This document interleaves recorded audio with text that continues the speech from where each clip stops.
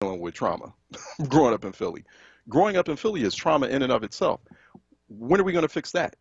When is that being fixed? So don't like I don't want certain actors to get their pound of public relations flesh because we're in this big moment and the nation is watching because Pennsylvania is a battleground state. We have the inconvenient timing of this sort of unrest happening before an election. That's why I'm glad I prayed for rain. I was like, you know what? Dump some rain on Philly, please. Dump some rain. Cool it down. Cool it down. Like whomever, like Mother Nature, cool it down. It needs to cool down. Like y'all need to cool down, and the discussions and the strategy and everything needs to take place to get the work done. So from truly restructuring and reforming and overhauling the way policing is done in Philly to fixing the poverty, fixing the schools, making sure that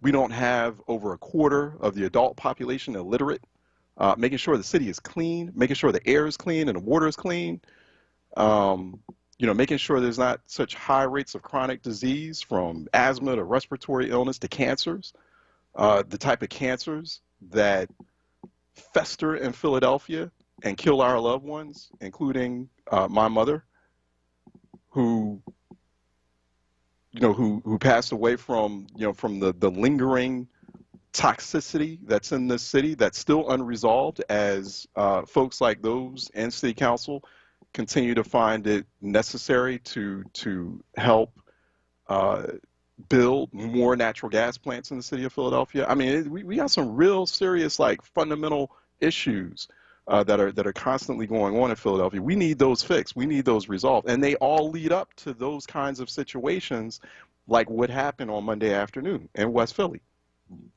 So people need to get to work. You don't need to be out there protesting or mashing things up. You need to be getting to work. Like that's the stuff. Everyone needs to get together, need to get in a room, need to figure out what that agenda is to fix Philadelphia, and more specifically, to fix Black Philadelphia. Like, what is that agenda? What exactly is that plan? I don't know what it is. I couldn't tell you. I mean, I have some ideas, have some recommendations, and I hope you do too. 215-634-8065.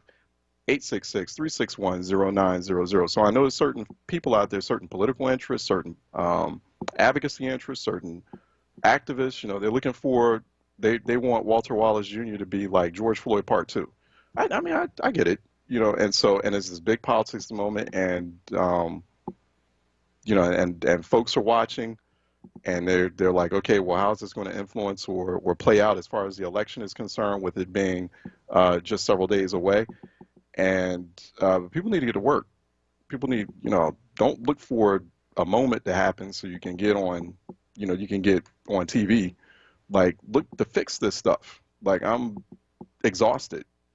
I am. I'm just exhausted. I'm strained from things that need fixing. And clearly there are ways to go about it. Clearly there are resources out there, even amid a pandemic.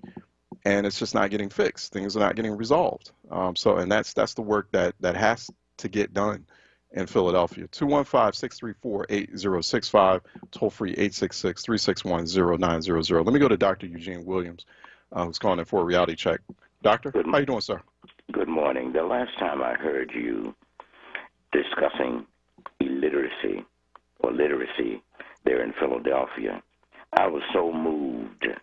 I think you said, Charles, that if a child has not learned to read by third grade, that there was a 99% chance that that child would end up dealing with the system for incarceration. I think I heard that, but if I didn't hear that, I want you to know, Charles, that I've done many, many, many things in my life. Mm-hmm. And one of the things that came to mind when you were talking about reading was this, and I sent you a book. I don't know whether you received it yet or not. It's called It's a Reading Thing. Help your child understand. It is a book that I developed when I was the director of test improvement for the D.C. public schools. And we were trying to get our youngsters to improve their verbal scores and to improve their performance on SATs. so my son and another associate of mine wrote this book. I put it in a package and sent it to you along with some other books that I've written. Right. I'm not trying to promote books. I'm No, trying it's to okay. promote a Yeah. cause. You Right. No, know, I appreciate that. What's the name of the book again? What's the name? I'm going to give you the names of the books that I sent you. It's Okay. the reading thing. Help your child understand. That's one. The other one is Words Crossed on a Cross, word search on Martin Luther King Jr. Words Crossed on a Cross, word search on Barack Obama. Words Crossed on a Cross, word search on Michelle Obama. And the last one was Words Crossed on a Cross, word search on LeBron James. And I want you to know, Charles, and I want you, all the people in Philadelphia to know, that this book on LeBron James is now in the I Promise School. They're using it. And I'm sure you're aware of the fact that their test scores increased. I don't know whether my books had anything to do with it or not. Right. But they're books that are designed to improve reading, writing, speaking, verbal scores on standardized tests.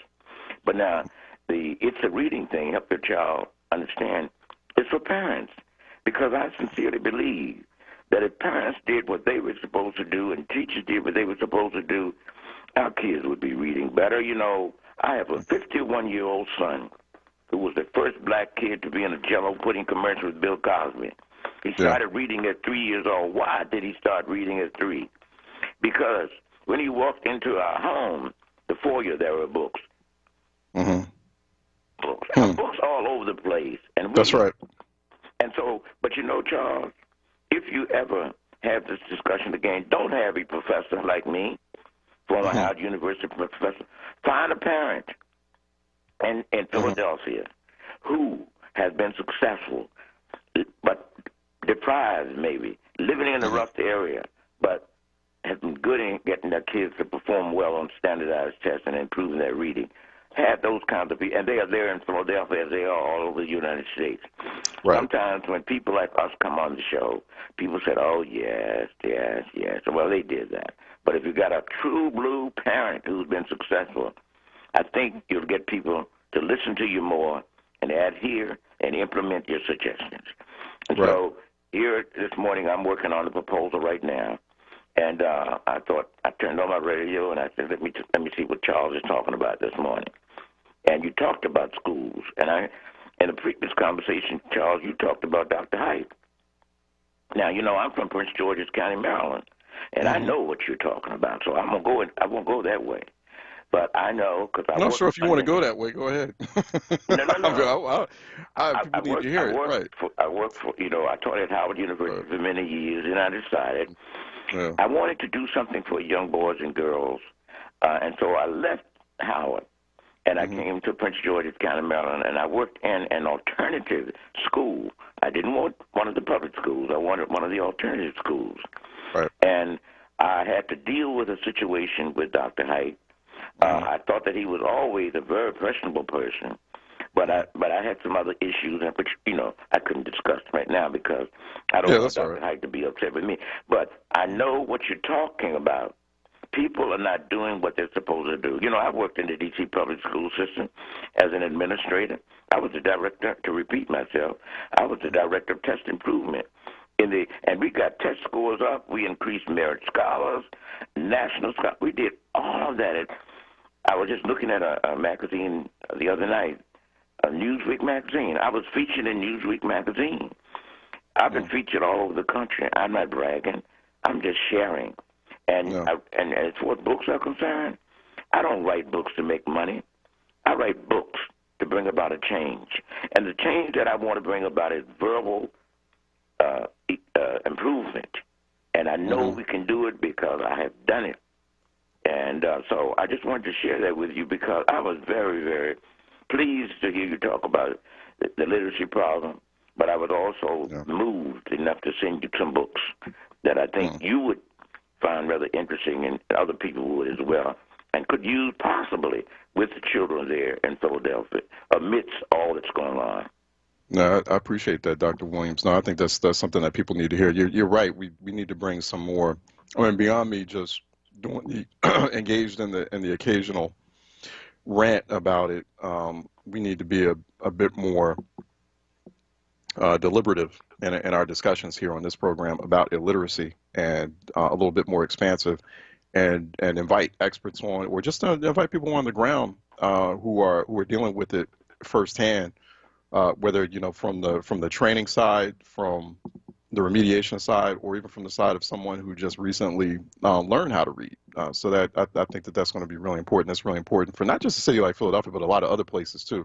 I mean, that problem is everywhere. So I really appreciate your work. Hey, thanks so much, Dr. Williams. Thanks for that. Okay, make sure you check the books now. I will. I will. Okay. No, I appreciate that. We'll be in touch. I sent them to your Philadelphia office. Okay. Okay. All right. No, I appreciate that. I'll get that. It costs $9. Okay. Thank you for that. Yeah, appreciate you. 215. We still don't have city council yet. So, but like I mean, the Philadelphia city council members have had long nights, as had most folks in Philadelphia proper. So they may be getting started a little bit later. 215-634-8065, 866-361-0900. Let's also, there was but that was yesterday. I might have some. I'm going to check to see what's going on. But let me go to Woody in the meantime. Woody out of Winfield calling in for a reality check.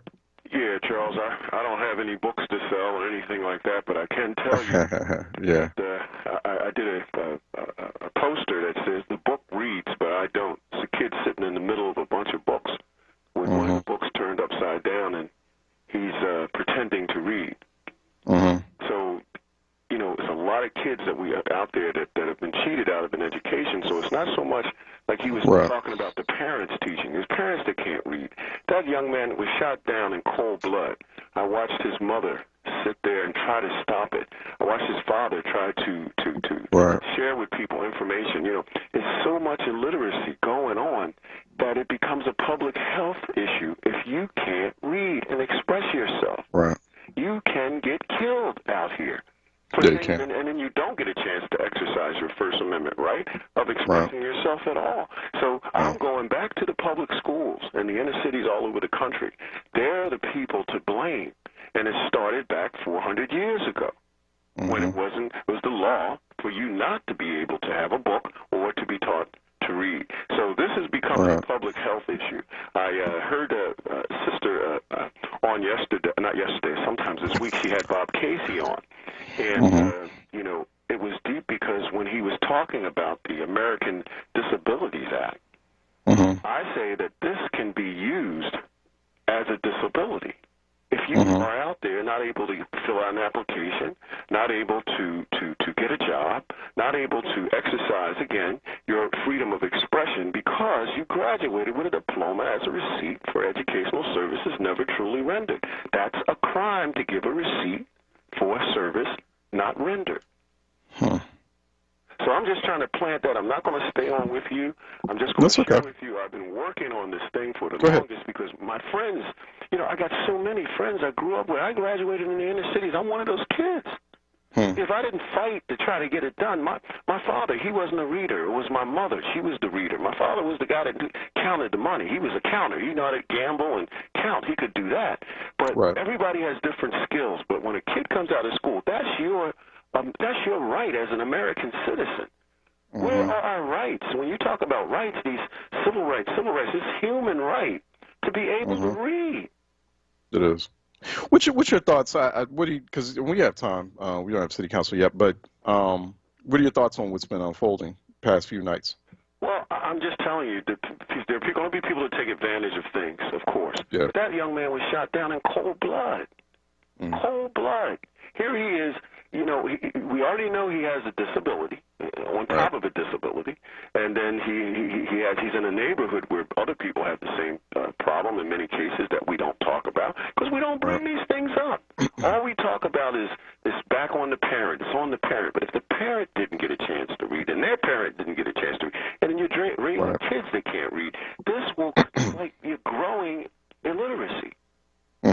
And it's growing all over the nation. So this is just going to continue to happen, Charles. And I hate to say that, but it's going to continue to happen, and it hurts not just black people. See, remember, this country said that you were less than human. But now that happening, all the different cultural groups coming from all over the world, they see what's happening to us as non-immigrants. That's why I stressed the point about the office for non-immigrants, children of former chattel slaves living in America today. Our problem is different. Yeah. Nobody knows our trouble. Nobody knows the trouble we see. Nobody knows our exactly. trouble. We have to tell them. Woody, I'm gonna let you go because I think we do have Philadelphia City Council on. Philadelphia City Council is live. Brianna, let's go ahead and bring them on. Councilwoman Gauthier. Good morning. Present. Morning. Councilwoman Gilmore Richardson. Good morning, Mr. President. Good morning, colleagues, and good morning, Philadelphia. Morning. Councilman Green.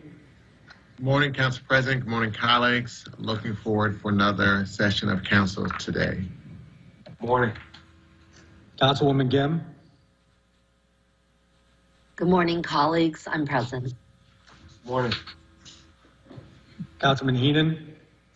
Good morning, Council President, and good morning, colleagues. Morning.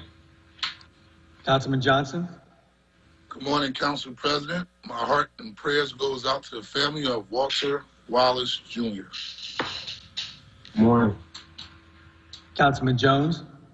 Good morning, Mr. President. Good morning, colleagues. Good morning, city. Offering a prayer for our city. Morning, Council. Councilman O. Good morning, Council President. Good morning, colleagues. Morning. Councilman O'Neill. Good morning, everyone.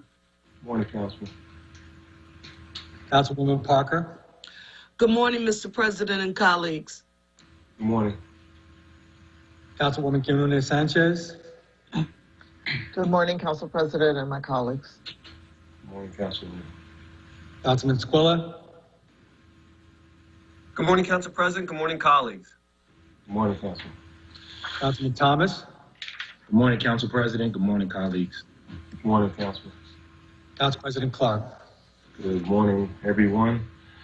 We're going to get started.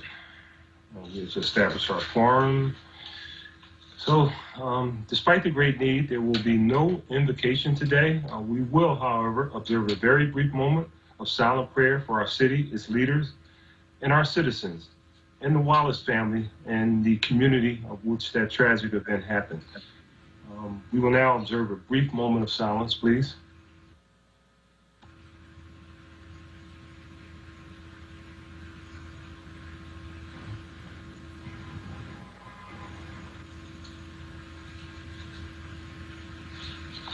Thank you all very much. Thank you. Appreciate it. Our next order of business is the approval of the journal of the meeting of Thursday, October 22nd, 2020. And the chair recognizes Councilman Squilla. Thank you, Mr. President. I move that the journal of the meeting of Thursday, October 22nd, 2020 be approved. Second. Thank you. It has been moved and properly second that the journal of the meeting of Thursday, October 22nd, 2020 stand approved. All in favor will indicate by saying aye. Aye. Aye. Those opposed, ayes have it, and our journal is approved. And our next order of business is request for leave of absence, and the chair recognizes Councilwoman Parker. Thank you, Mr. President. On behalf of the members of council, there are no requests for leaves of absence today. Chair thanks the gentlelady. And our next order of business is communications. And Mr. Decker, will you please read the messages from the mayor and any other communications that you may have in your possession? The President and members of the Council of the City of Philadelphia, I am pleased to advise you that on October 26, 2020, I signed the following bills, which were passed by Council at its session on October 15, 2020. Bill numbers 200349, 200374, and 200424. Thank you, Mr. Decker. Our next order of business is the introduction of bills and resolutions. And by way of a reminder, we are asking that all resolutions, including privileged resolutions, be placed on the final passage calendar for the next session of council unless they are being referred to committee. In our current remote environment, this procedure will provide an appropriate opportunity for public comment. I want to thank you very much in advance for your cooperation. Mr. Decker, can you please read the title of the legislation that is being offered today by the members? Councilwoman Parker offers 4 bills and 1 resolution. On behalf of Council President Clark, Councilwoman Parker offers an ordinance providing for the submission of the qualified electors of the City of Philadelphia of the proposal set forth in a resolution approved by council, proposing an amendment to the Philadelphia Home Rule Charter, providing for the creation, appointment, powers, and duties of an independent economic opportunity plan oversight board, and providing for annual appropriations to the board.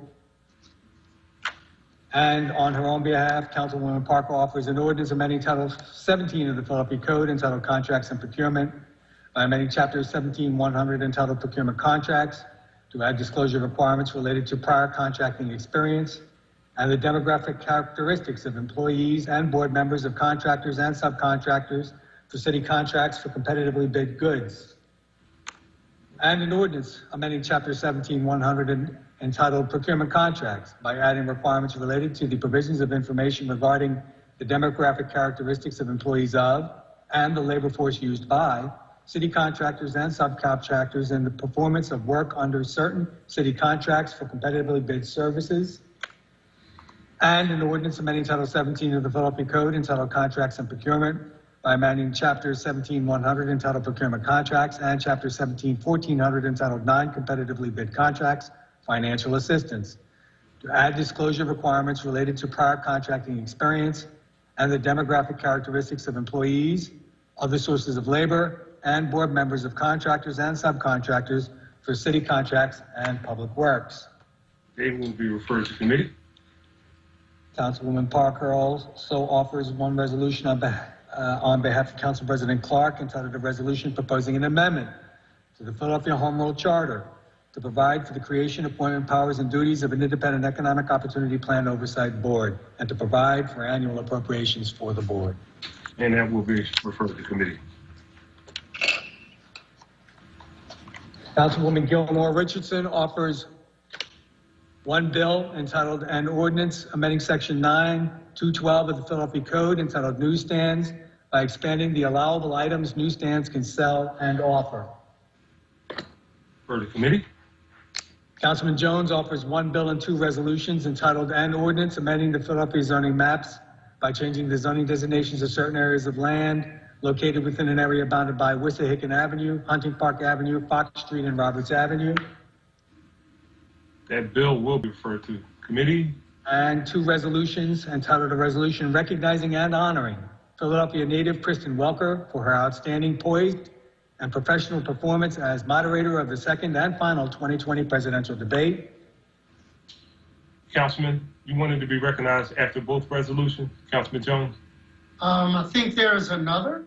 Okay. You want to wait till the second? Okay. Yeah. Wait, Mr. Decker. And a resolution calling on the Philadelphia Police Department and the Department of Behavioral Health and Intellectual Disability Services to increase reliance on trained behavioral health providers when responding to 911 calls in order to properly identify when individuals are experiencing mental or emotional distress. Okay, Councilman Jones? Thank you, Mr. President. And I want to, for the record, state that Councilwoman Bass, they say, I don't know about great minds, but minds that are heavy with what's going on in our city think alike. And we reached out, and she reached out to us, and we decided that our mutual committees, Committee on Public Safety and the Committee on Health and Human Services, needed to take a look at from training to 911 calls to police actions on the street, taking a look at how we... You're awake now? You're feeling a little more awake now? How we deal with mental health issues on our streets. Police officers aren't always trained to know the signs of mental health. I remember many members of council have worked with behavioral health to look at, for our own purposes, dealing with constituent services, how to recognize signs when people are experiencing distress.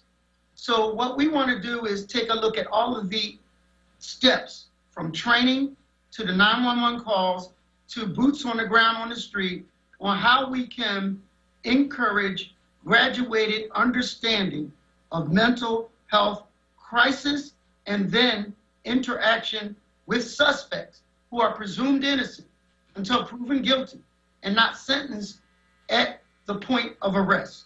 So I'm looking forward to working with the two committees, and thankful for Council Member Bass's interest in this. Thank you, Mr. President. Thank you, Councilman. The first resolution will be on next week's calendar. The just reference resolution will be on today's calendar. Mr. Decker, we're asking for a hearing over that, right? Yes. All right, thank you. I saw that look on your face, sir. I was just wondering. Actually, no, Mr. I President. got to check with Mr. Decker. Actually, it's not calling for a hearing, Mr. President. That resolution is calling on the Philadelphia Police Department to do some things. So it's a demanding calling. Okay, I saw your face. So there will be a hearing. Okay, I know you. I talked to you earlier, and I thought we were going. Okay, thank you. That'll be on next week's calendar. Councilman Johnson offers 6 bills entitled An Ordinance Amending Chapter 10-2000 of the Philadelphia Code entitled Use of Three-Dimensional Printer to Manufacture Firearms, to change the chapter title, to add definitions, to add additional prohibitions on use of three-dimensional printers, to impose prohibitions related to the transfer, use, or conversion of unfinished firearms and certain equipment, the manufacture of firearms, and to prescribe additional penalties for violations of this chapter. And an ordinance amending Chapter 14-500 of the Philadelphia Zoning Code entitled Overlay Zoning Districts by creating a new subsection entitled Multimodal Logistics Center Overlay District. And an ordinance authorizing the revision of lines and grades in a portion of City Plan numbers 32S, 33S, 40S, 47S, 48S, and 53S by placing on the city plan Francis Harper Drive from Passyunk Avenue to Penrose Avenue, Pollock Street from South 26th Street to Francis Harper Drive, Schuylkill Avenue from Passyunk Avenue extending northwesterly and northeasterly to a cul-de-sac, and Fortin Way from Vera Avenue extending southwesterly to a cul-de-sac. And an ordinance authorizing the revision of lines and grades in a portion of City Plan numbers 32S, 33S, 40S, 46S, 47S, and 53S by relocating the existing curb lines and house lines along the southern side of West Passyunk Avenue and its intersection with South 28th Street and Passyunk Avenue Service Road, also known as Frontage Road, along both sides of Passyunk Avenue Service Road, also known as Frontage Road, and its intersections with Francis Harper Drive along the western side of 26th Street and center median of South 26th Street at its intersections with Pollock Street and Penrose Avenue. And an ordinance authorizing the paving of Francis Harper Drive from Passyunk Avenue to Penrose Avenue, Pollock Street from South 26th Street to Francis Harper Drive, Schuylkill Avenue from Passyunk Avenue extending northwesterly and northeasterly to a cul-de-sac, and Fortin Way from Vera Avenue extending southwesterly to a cul-de-sac. And an ordinance authorizing the striking from City Plan numbers 40S, 47S, and 48S, and abandonment of a certain right-of-way reserved for drainage purposes located along the former Hartranft Street, west of 26th Street, and extending westwardly therefrom to the Schuylkill River, all under certain terms and conditions. Thank you. Councilman Johnson, did you want to be recognized? Yeah, thank you, Council President. I just want to acknowledge Councilman Jones, Heenan, Green, Dime, Squilla, Gilmer, Richardson, Gilman, Thomas for supporting legislation that I introduced to regulate which we call ghost guns. Most of you may or may not know that we've seen an increase around the issue of illegal gun trafficking as relates to ghost guns. And ghost guns are pretty much a process where an individual can buy a gun kit and put a gun together by buying various parts, and you can buy those parts from different stores and put a gun together. But the issue is there are no serial numbers attached to that gun. Therefore, they aren't federally regulated. And so I've been working on this for about a year, but I'm kind of held up so our Attorney General, Josh Shapiro, can engage in a lawsuit around this issue, making sure that, again, we're not infringing on anyone's rights, but at the end of the day, if you talk to our District Attorney, Larry Krasner, if you talk to our Police Commissioner, Daniel Outlaw, we have seen an increase of ghost guns being used in the current murders and shootings that we're seeing. These guns look like toys at the end of the day, and we want to do all the things that we can possible to make sure that we're keeping guns out of the hands of those who are taking the lives from our young people. And so just want to go on the record and just note and thank everyone for the support.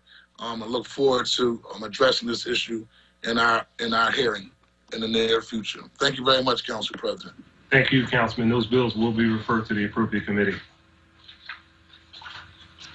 Councilman Green offers 2 bills and 1 resolution entitled an ordinance constituting the 25th supplemental ordinance to the restated general water and wastewater revenue bond ordinance of 1989 as supplemented, authorizing the bond committee to issue and sell 1 or more series or subseries of tax-exempt or taxable water and wastewater revenue bonds and revenue refunding bonds.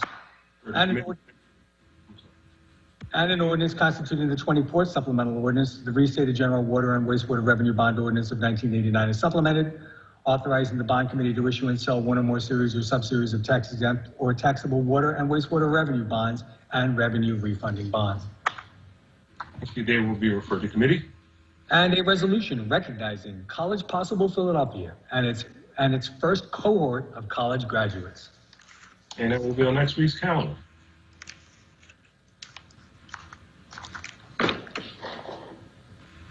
Councilwoman Gautier offers 2 bills and 1 resolution entitled an ordinance amending Title 14 of the Philadelphia Code entitled Zoning and Planning by amending certain provisions of Chapter 14500 entitled Overlay Zoning Districts by creating the HVO Haverford Village Overlay District and amending the Philadelphia zoning maps by changing the zoning designations of certain areas of land located within an area bounded by Wallace Street, 36th Street, Mount Vernon Street, and 37th Street. Referred to committee. And an ordinance amending Title 14 of the Philadelphia Code entitled Zoning and Planning by amending certain provisions of Chapter 14500 entitled Overlay Zoning Districts by creating the TSO 30th Street Overlay District by revising certain provisions of Chapter 14702 entitled Floor Area, Height, and Housing Unit Density Bonuses and amending the Philadelphia zoning maps by changing the zoning designations of certain areas of land located within an area bounded by Chestnut Street, 30th Street, Walnut Street, and 31st Lower Level Street. For the committee. And a resolution formally apologizing on behalf of the Council of the City of Philadelphia for the decisions and events preceding the leading to the devastation that occurred on May 13th, 1985, and establishing an annual day of observation, reflection, and recommitment on May 13th in the spirit of moving forward, reconciliation, justice, and harmony for all people of the City of Philadelphia. Thank you. That will be on next week's council.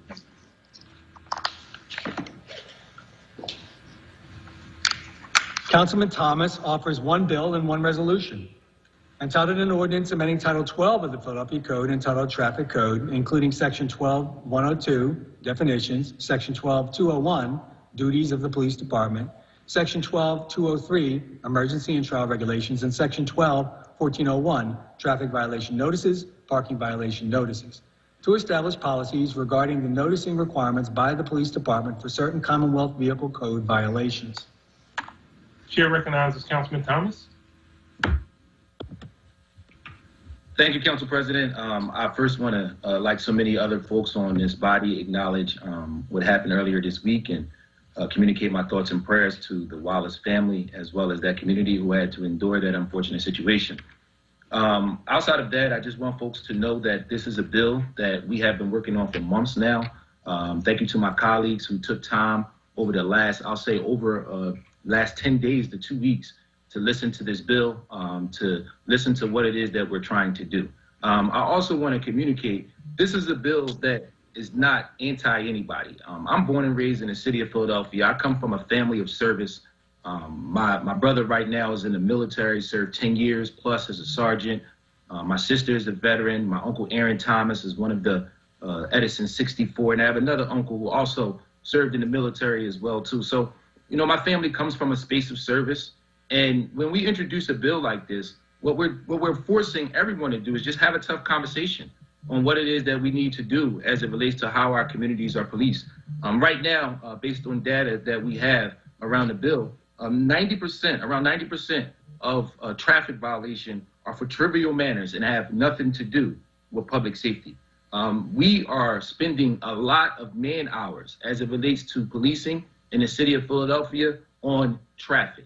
Now, I'm the chair of Streets and Services as well, so I know that we have some congestion issues. We have issues with hit and runs. And so by no means am I saying that we will not monitor traffic and ensure traffic violations are handled in an effective way. But what we are saying is this: we have to rethink, reconsider, and continue to brainstorm the relationships between police and neighborhoods. We want to put ourselves in a position where we're keeping everyone safe, and we want to put police in a position where they can focus on issues related to crime. We have a lot of problems in our municipality, and as a member of council at large, I've tried my best to address the issues that I have the capacity to do so. And so I am very proud to introduce the bill, but I'm also very open to dialogue and conversation around what these simple minor traffic stops look like, and most importantly, the implementation of the bill as it relates to how the violations will be communicated and served to the citizens of Philadelphia. Thank you, Council President. I appreciate you. Thank you, Councilman. That bill will be referred to the appropriate committee. Councilman Thomas offers a resolution honoring and congratulating the Northeast High School field hockey team on their successful 2019 season and conference 10-0 record in the Philadelphia Public League. Thank you. That will be on next week's calendar. Councilman O'Neill offers one bill entitled an ordinance to amend the Philadelphia zoning maps by changing the zoning designations of certain areas of land located within an area bounded by Byberry Road, Woodhaven Road, and the Pekessin Creek, and adjacent land south of Franklin Mills Circle. For the committee. Councilwoman Bass offers one resolution authorizing the Committee on Public Health and Human Services and the Committee on Public Safety to hold hearings examining the intersection of mental health, disability, and police encounters, and to develop strategies and best practices for non-lethal de-escalation, crisis intervention, and restraint of individuals experiencing mental or emotional distress. Thank you. That will be on today's calendar. Mr. President, I'd like to be recognized. Chair recognizes Councilwoman Bass. Thank you, Mr. President. I do want to also take a moment here and acknowledge my colleague, Councilman Curtis Jones, Jr., and thank him for being so open to work together on this issue, and also Councilman Kenyatta Johnson as a co-sponsor as well. And I just wanted to state, as we are all aware at this point, the tragic death of Walter Wallace Jr. on Monday night shouldn't have happened. Walter was experiencing a mental health emergency, and his family requested help for that emergency. Walter deserved help and should be here with us today, because I think one thing that we can all agree on and we all recognize now is that this was very preventable. While the police department may already have crisis intervention training and protocols for handling behavioral health crises, police officers are not crisis intervention specialists. They are not social workers or medics. Police are often the first respond to mental health crises, and they shouldn't be. This resolution calls for hearings that examine the intersection of mental health, disability, and police encounters because they are interconnected. Statistics say that between 1/4 and 1/2 of all people having a lethal outcome when dealing with the police were experiencing a mental health crisis. This is a call to develop strategies for crisis intervention and non-lethal de-escalation. The city must do more to develop alternative responses to mental health and disability emergencies that do not involve interactions with the police. And I just wanted to really, once again, thank all of my colleagues. I know that we've all, expressed our profound sorrow for this loss to the family. But as we move forward, now the question becomes, how do we make sure that this thing, which was preventable, never, ever, ever happens again? So thank you, Mr. President. Thank you, colleagues. Thank you, Council Lady. That concludes our introduction of bills and resolutions. Sorry, Council President, can I be recognized one more time, please? Absolutely. Okay, Councilman Thomas. Thank you, Council President. I just want to, for the record, thank the co-sponsors of the bill, Councilmember Jones, Gilmore Richardson, Keone Sanchez, Brooks, Johnson, Gaudier, Gim Parker, and also communicate that Councilman Heenan was an error as a co-sponsor for the bill. I just wanted to communicate that for the record. Thank you, Council President. Thank you. Thank you, Councilman. All right, our next order of business is reports from committees, and the chair recognizes Councilwoman Parker for a report from the Committee of the Whole. Thank you, Mr. President. The Committee of the Whole reports 2 bills with a favorable recommendation. Thank you. Mr. Decker, please read the report. To the President, and members of the Council of the City of Philadelphia. The Committee of the Whole, to which is referred Bill number 200369, entitled An Ordinance Authorizing City Officials to File Articles of Incorporation to establish a nonprofit corporation that shall be called the Philadelphia Poverty Action Fund for the purpose of reducing poverty in Philadelphia. And Bill number 200419, entitled An Ordinance Authorizing Transfers and Appropriations for Fiscal Year 2021 from the General Fund, the Council, to the General Fund, the Director of Finance. Respectfully reports it has considered the same and returns the attached bills to Council with a favorable recommendation. Thank you. Chair again recognizes Councilwoman Parker. Thank you, Mr. President. I move that the rules of council be suspended so as to permit first reading this day of bill numbers 200369 and 200419. Second. Thank you. It has been moved and properly second that the rules of council be suspended so as to permit first reading this day of bills number 200369 and 200419. All those in favor indicate by saying aye. Aye. Aye. Aye. Aye. Opposed? Ayes have it. These bills will be placed on our first reading calendar today. That concludes our reports from committee, and our next order of business is the consideration of the calendar. I note that the bills just reported from committee with suspension of the rules have been deemed to have had a first reading, and these bills will be placed on our second reading and final passage calendar at our next session of council. As there are no additional bills on our first reading calendar, the chair recognizes Councilwoman Parker for a motion concerning the bills on the second reading and final passage calendars.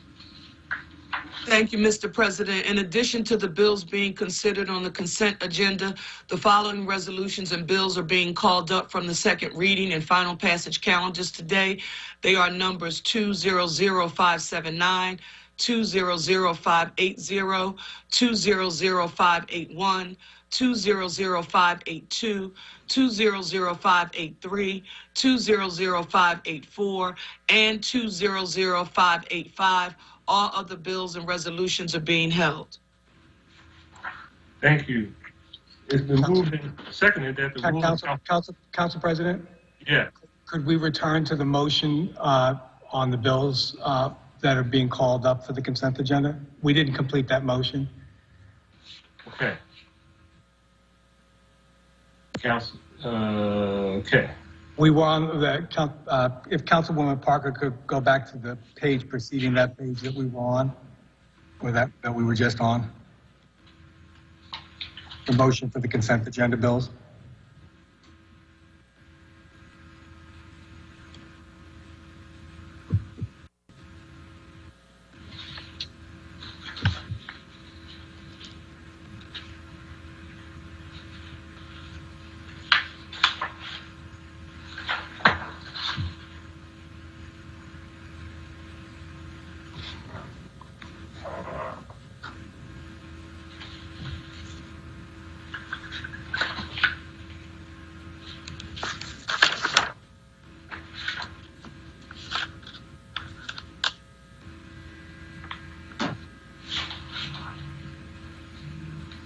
Decker, will I have to, Decker, can I just repeat it now?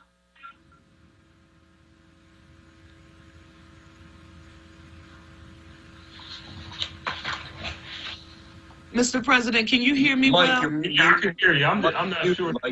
Yes, Councilwoman. The Council President recognized you for a motion on the bill on the second reading council. So you can just start.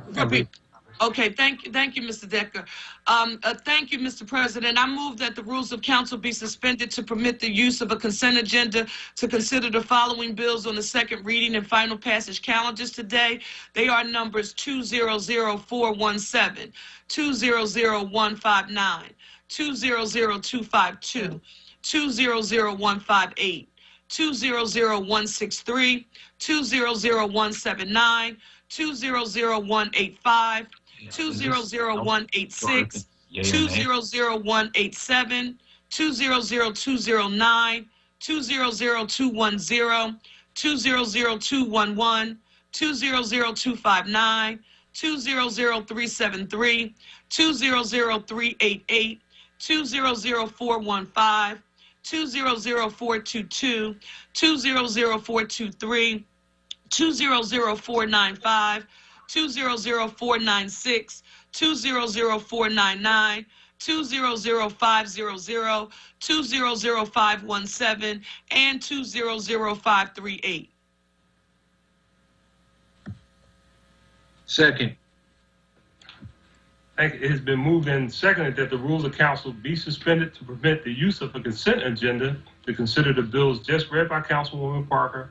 All in favor indicate by saying aye. Aye. Aye. Those opposed? I have an objection to bill number 20058538. Same thing here, Councilman O'Neill. Okay. So that consent, that objection to the use of those particular bills on the consent agenda requires that they be removed off the consent agenda and moved to the regular agenda without debate. So, Mr. Decker, can you make that notation? Yes, Mr. President, I'll do that. Thank you. And the chair now again recognizes Councilwoman Parker for the purpose of calling up the bills and resolutions on the regular second reading and final passage calendar. Thank you, Mr. President. In addition to the bills being considered on the consent agenda, the following resolutions and bills are being called up from the second reading and final passage calendars today.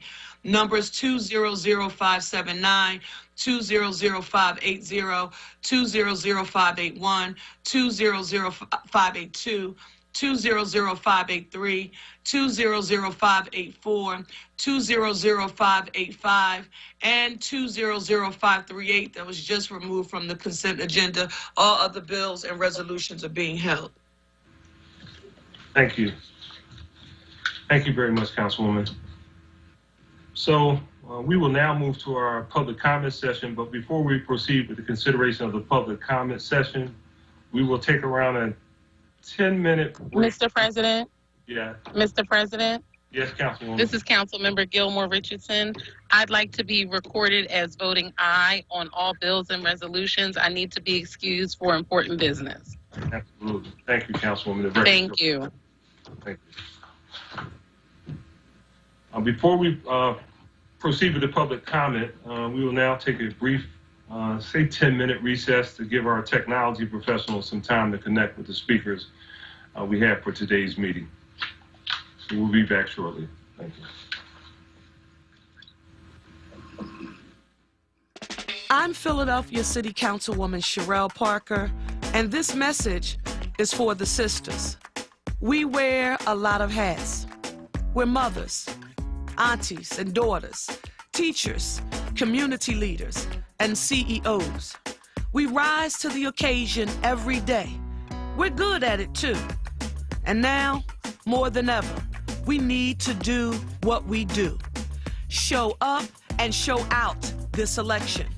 To organize, to make those calls and get out the vote. To stand up for our families and our communities, just like you do every single day, every single time. Joe Biden and Kamala Harris are counting on us, and we know that we can count on them. I'm Joe Biden, candidate for president, and I approve this message. Paid for by Biden for president.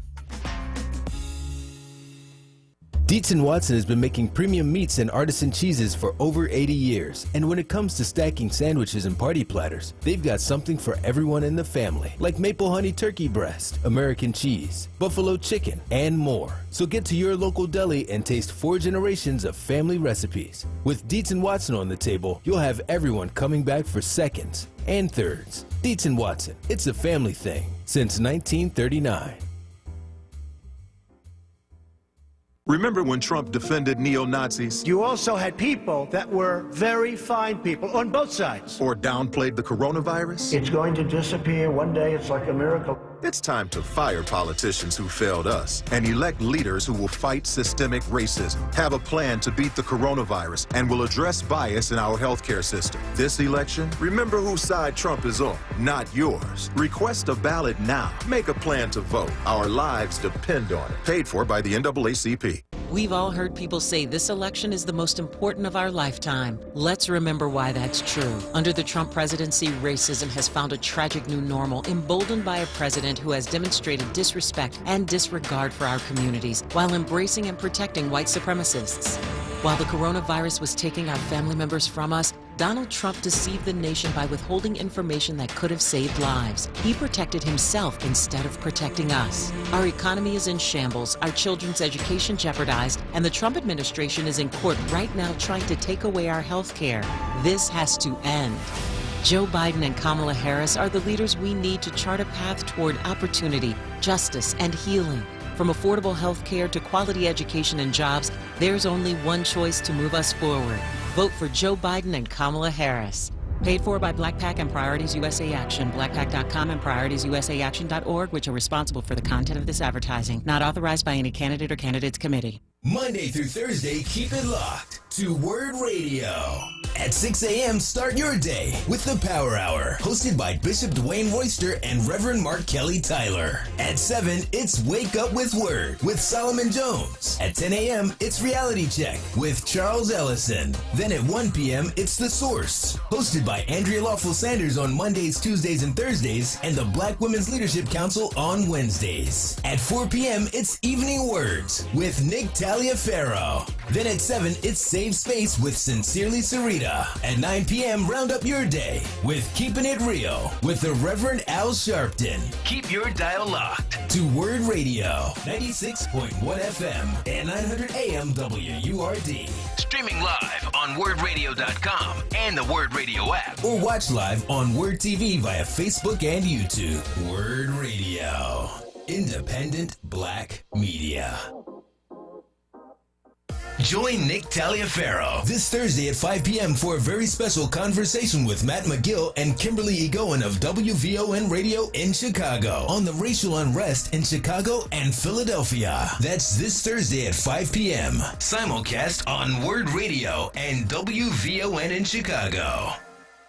This is WURD Radio, 96.1 FM and 900 AM WURD Philadelphia. Black Talk Media. Check with Charles Ellison right now on WURD Radio and WURDradio.com. All right, welcome back. We're just actually waiting on City Council to return with public comments. I don't see that has taken place just yet, or we'll just wait. 215-634-8065, toll free. It's 866-361-0900. We'll just open up the phone lines until we get public comment started there at Philadelphia City Council. 215-634-8065, toll free, 866-361-0900. Here on City Council Live. We are in our City Council live broadcast here on WURD. I'm Charles Ellison. I'm your anchor for City Council Live. Phone lines are open as we wait for public comments to start. We don't know how many people, how many Philadelphia residents or advocates will be offering comments or public comments, or what they'll be commenting on. 215-634-8065, toll free, 866-361-0900 if you'd like to chime in and talk about what you just heard on Philadelphia City Council. Obviously some commentary, some remarks from City Council members to start off with in relation to bills or legislation that they're proposing, resolutions or proposed ordinances that they were putting on the table during that session before. We're just taking a recess as they're waiting on the public comment period. But there was obviously some remarks with respect to what's been happening in Philadelphia in the wake of the death of Walter Wallace Jr. Calls from a few city council members for expansive or comprehensive reform of policing in Philadelphia. And for example, you had Councilman Curtis Jones. He was saying, and as he was introducing legislation to address this, and also looking at the, definitely conducting or holding or convening. Okay, it is starting. Public comment period for Philadelphia City Council is starting, so let's go to it. Public comment must concern matters on the second reading and final passage calendars for the possible action at a session of council. A speaker on any of those matters must sign up in order to testify. You must call 215-686-3406 by 5 p.m. the day before the session to sign up for public comment. When you call, we will take your name, phone number, the number of the legislative item you are commenting on, and whether you are in support or against the legislation that you added to the list. We will telephone each person on the list during the council session and invite them to our remote meeting. Under ideal circumstances, we will have 3 minutes, but today, because of the time limit will be imposed, we will have 2 minutes today in our council session because of the volume of individuals testifying. In order to be fair to all those wishing to speak, I intend to hold faithfully to the established time limit. Once invited to the meeting and asked to begin your testimony, a timer will be started. We will monitor your remaining time throughout your testimony, and when there are 30 seconds remaining to your time, you will be reminded of this by the simple ring of a bell. Once your allotted time has passed, you will be asked to conclude your remarks. Shortly thereafter, you will be muted and disconnected from the remote meeting. Also reserve the right to limit repetitious comment, but today, based on our earlier conversation, we've been able to eliminate that. So all individuals on the line will be allowed to testify on a particular issue. One last note, please be aware that this public meeting is being recorded. Because the meeting is public, participants and viewers have no reasonable expectation of privacy. So by continuing to be in the meeting, you are consenting to being recorded. I will now ask that the chief clerk please read the name of our first speaker. Ajoa Asamoah.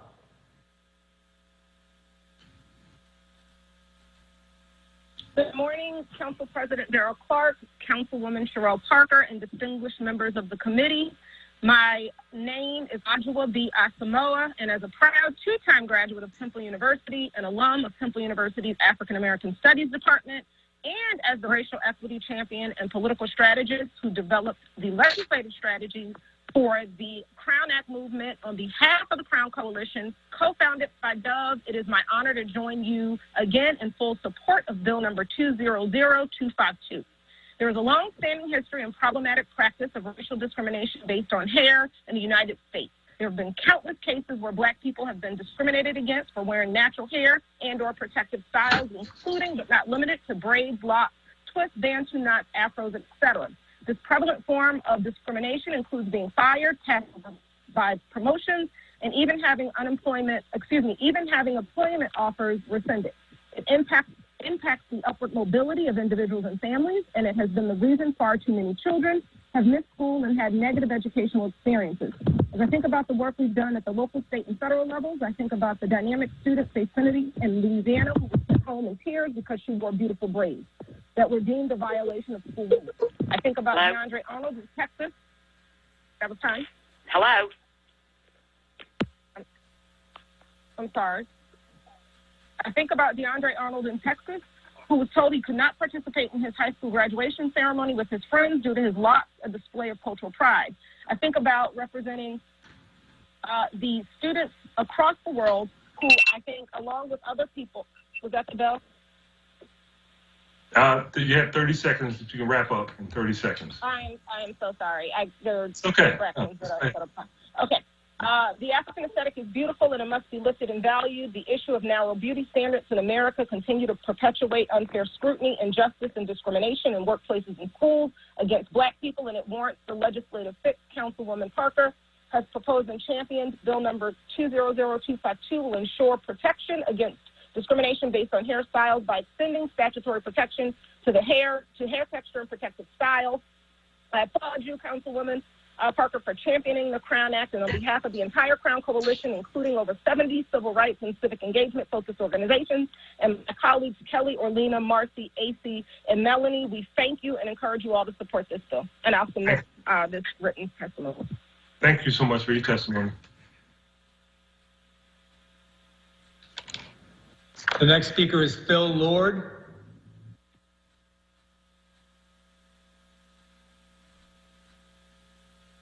Can you hear me? I'm not sure I was on. Thank you, Council President. Good morning, City Council members. My name is Phil Ward, and I'm Executive Director of the Tenant Union Representative Network, which is TURN. I'm testifying in favor of Bill 200-159, which authorizes non-attorney representation before the Philadelphia Fair Housing Commission. As you may know, TURN has sees thousands of attendance each year. Workshops, individual counseling, subsidy programs are all involved. And we have plenty of opportunities to help people with the Fair Housing Commission who are trying to navigate its protections. In that context, we find that it's very helpful to have people who are non-attorneys be available to represent people at these hearings. This is a different kind of representation. It's not the technical, legal courtroom representation. It's an administrative hearing. So the persons that we have from our office and other non-lawyer representatives are really down there to make sure the tenant's case is heard, that all the issues are raised, and that the documents are in order. There's no cross-examination by these people or a witness representation or evidence rules being applied. It's really an informal hearing that's pretty relaxed and make sure all the facts get out. The Fair Housing Commission has become more and more important over the past years. Thanks to the leadership of Rue Landau and for the many ordinances passed by this City Council. And so we feel it's critical that tenants who go before the commission have the opportunity to be heard well. And there aren't enough lawyers in this city, or certainly not enough lawyers who qualify with landlord-tenant issues to be able to do this. We need non-lawyers to be available and to help people out, and this assistance is normal. I want to also comment that it's really important that we don't compound one pandemic with another. We are really concerned about the courts opening up and homelessness becoming more rampant as a result, and overcrowding resulting, and the ultimate result being an increase of deaths from the pandemic. So we hope the council will take a look at not only this bill, but the bill in the next few weeks that will close the courts and make sure people have more protection from this pandemic. Thank you. Thank you very much for your testimony. The next speaker is Tamia Scipio Smith.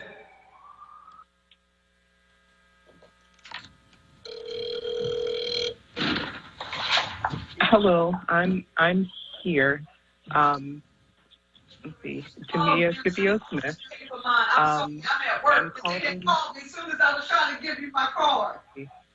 I'm calling regarding specifically, Resolution 200580.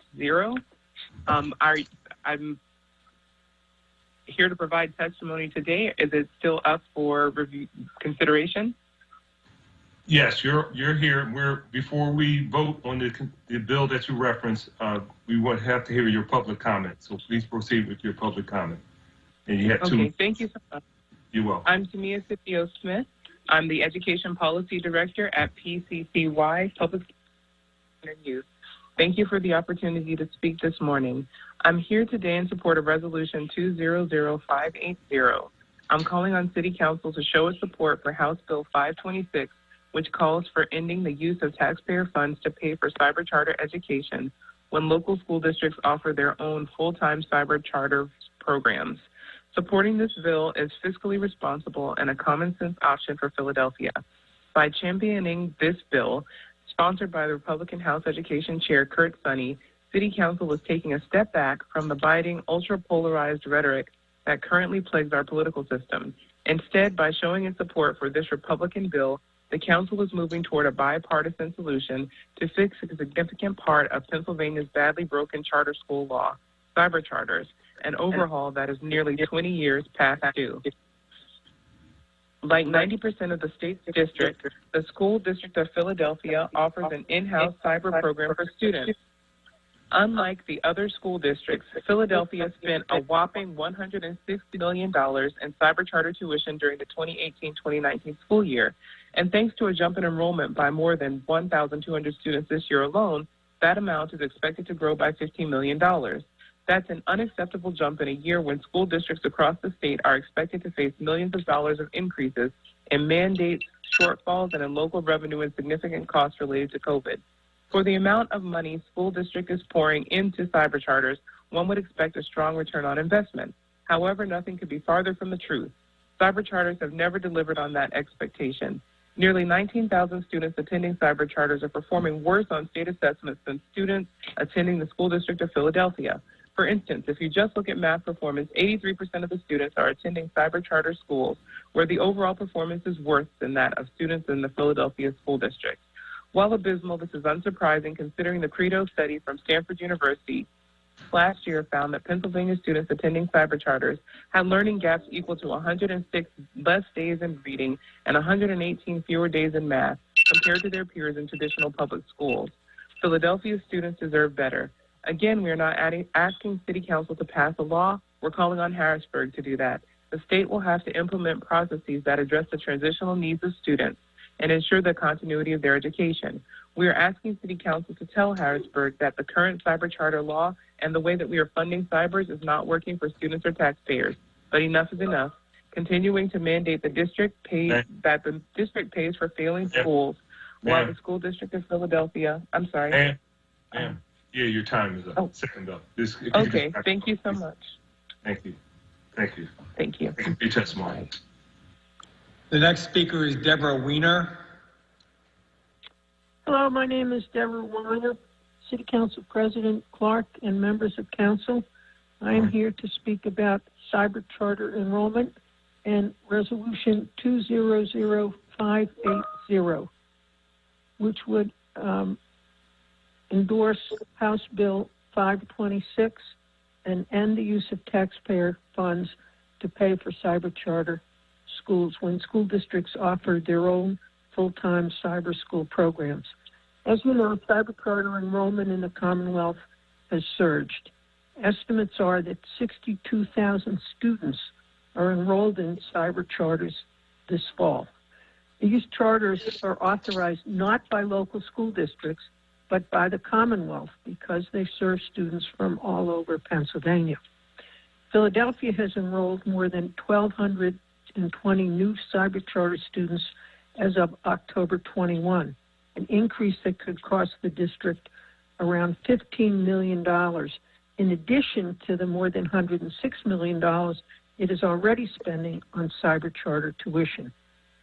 Given the abysmal performance and the fact that more than 90% of Pennsylvania school districts offer a cyber program of their own, it is a waste of taxpayer dollars to continue to support this failing system that has horrific academic results. I urge City Council to call on the Pennsylvania General Assembly to adopt House Bill 526 and end the use of taxpayer funds for cyber charter education when local school districts offer their own full-time cyber school programs.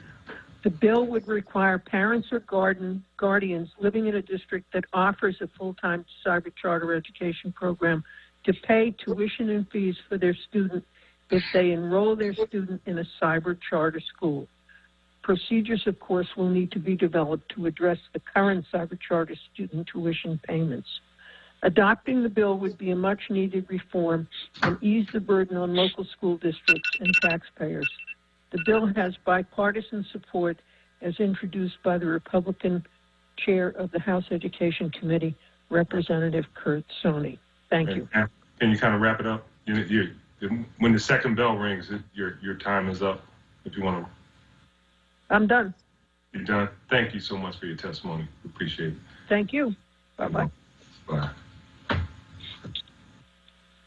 Mr. Decker. The next speaker is Sharon Ward.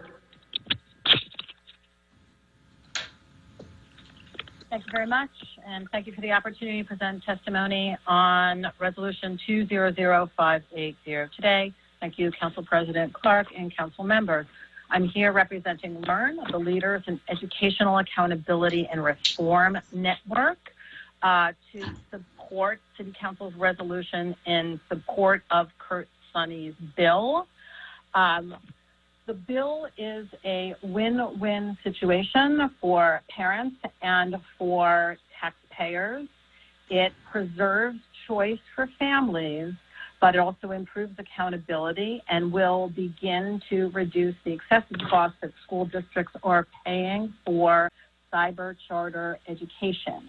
There's a national debate about whether the cyber charter model works for online education, And there's a national consensus that it really is very problematic. In 2015, 4 national charter school organizations worried about the rapid growth and poor performance of the sectors issued a call for states to strengthen their cyber charter laws. Unfortunately, no states did, with the exception of Oklahoma.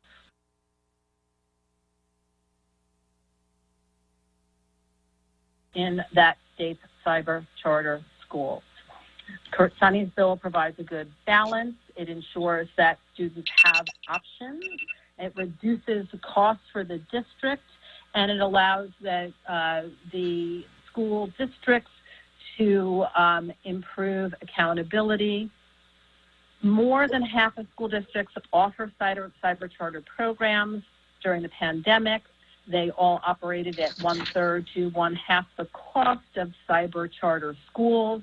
And in fact, school district operated programs are improving. Districts have a capacity, they have an interest in the students, they're able to provide them support, and they follow the students. The biggest challenge with our cyber charter schools is they're an exit ramp. We appreciate City Council, and thank you very much for, we hope you'll consider this resolution, which will help to drive the debate in Harrisburg. Thank you. Thank you for your testimony. The next speaker is Mujahid Muhammad. How are y'all doing today? Good morning. Before we start, just for the record, you will hear 2 bells. The first bell, you have 30 seconds to conclude your remarks, and the second bell, we're going to ask you to conclude your remarks for everybody that's on the call. Thank you. Please proceed with your testimony and state your name for the record, sir. Okay. How are you doing today? My name is Mujahid Muhammad. I'm a senior at Paul Rubens High School, and I am testifying in favor of Bill 200579. Is that it? Mr.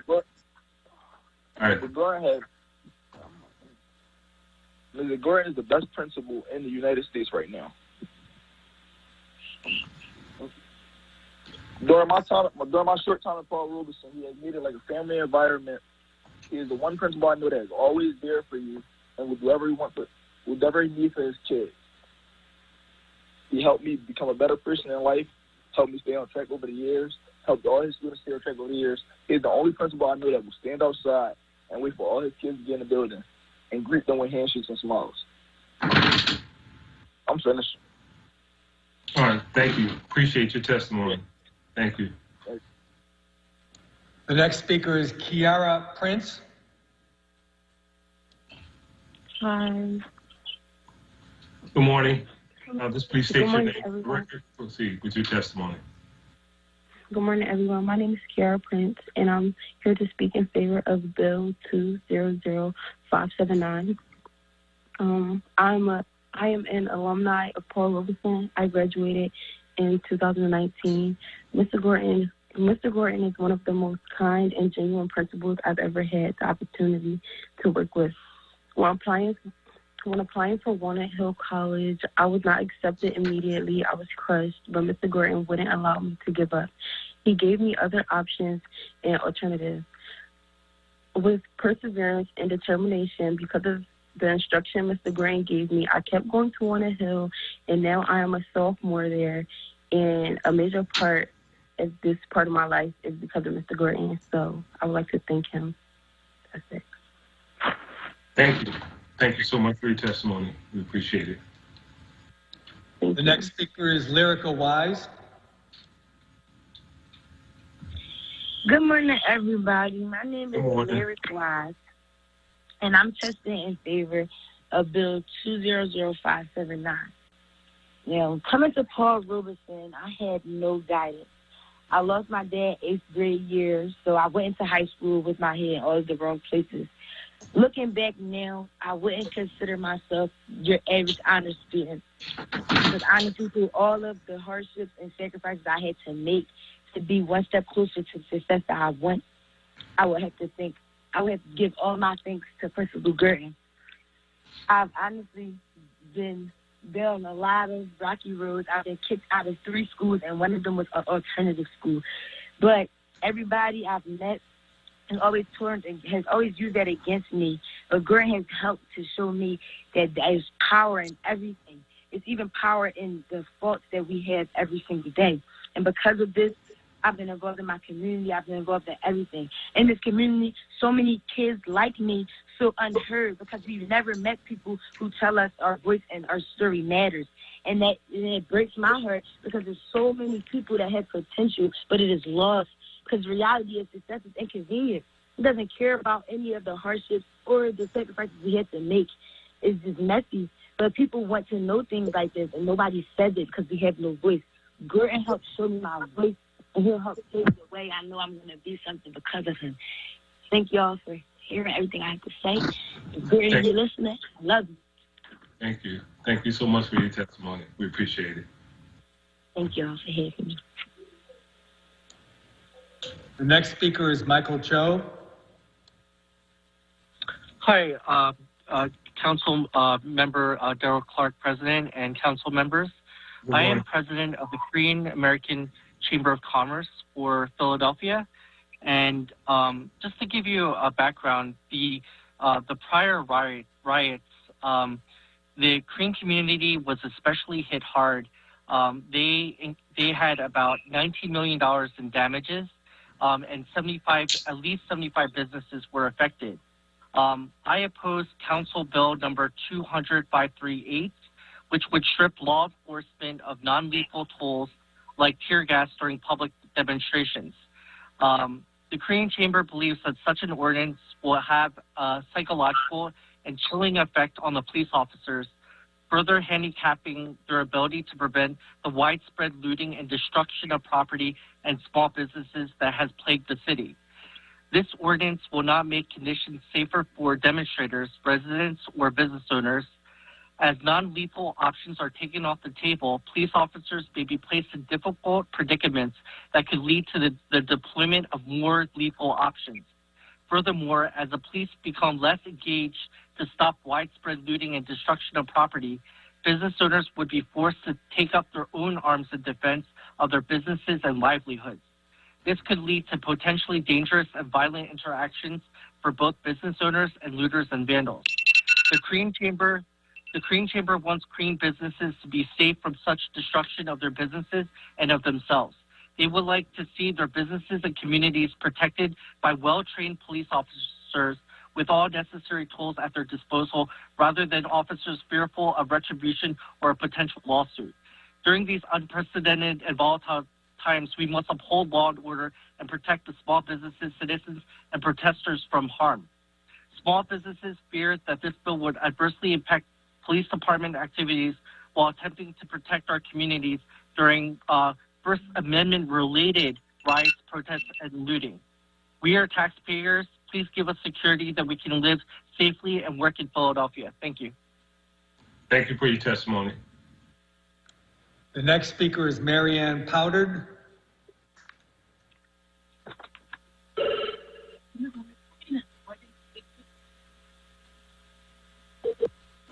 Hello. Good morning. Hello. Good morning. Hi. Just state your Morning. name for the record and proceed with your testimony, please. Oh, okay. Did you say mute the phone? No. Just state your name for the record and proceed with your testimony. Oh, okay. This came from Percy, so I wasn't even going to answer it. Oh, okay. That's what the number showed up. This is the City Council of Philadelphia, and you had Oh, indicated. okay. Okay, that's why I answered it that way, because it's nuisance calls, I thought. My name is Marianne Papard. Please, go ahead with your testimony, ma'am. Pardon me? Did you want to testify at the public hearing? Yeah, go ahead. Go ahead with your testimony. Oh, okay. You have 2 minutes. Okay. My concern is for protection for our police. The rioters are not peaceful protesters, and peaceful protests can really turn quickly. What happens then? In the riots this week, the police were told not to make arrests, just to disperse them. But what message does that send? Grab what you can and scatter? License to destroy and steal? There will be no consequences. This is not an answer and sends a very bad message. You can do anything you want in Philly and get away with it. Rioters actually had U-Haul trucks and were filling them with stolen merchandise. That's unbelievable. There's recent footage of rioters chasing police down the street and throwing rocks at them and other things.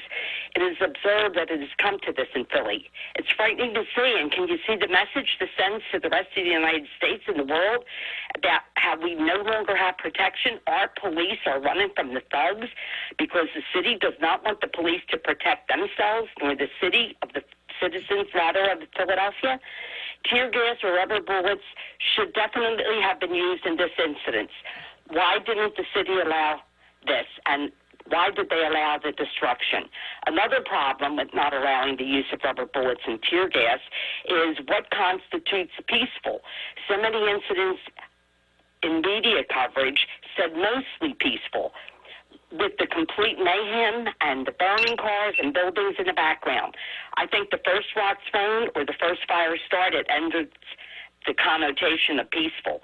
Media is not allowed to report on what the citizens go through in these times of arrest. It's frightening. I'm 74 years old and feel I no longer have police protection.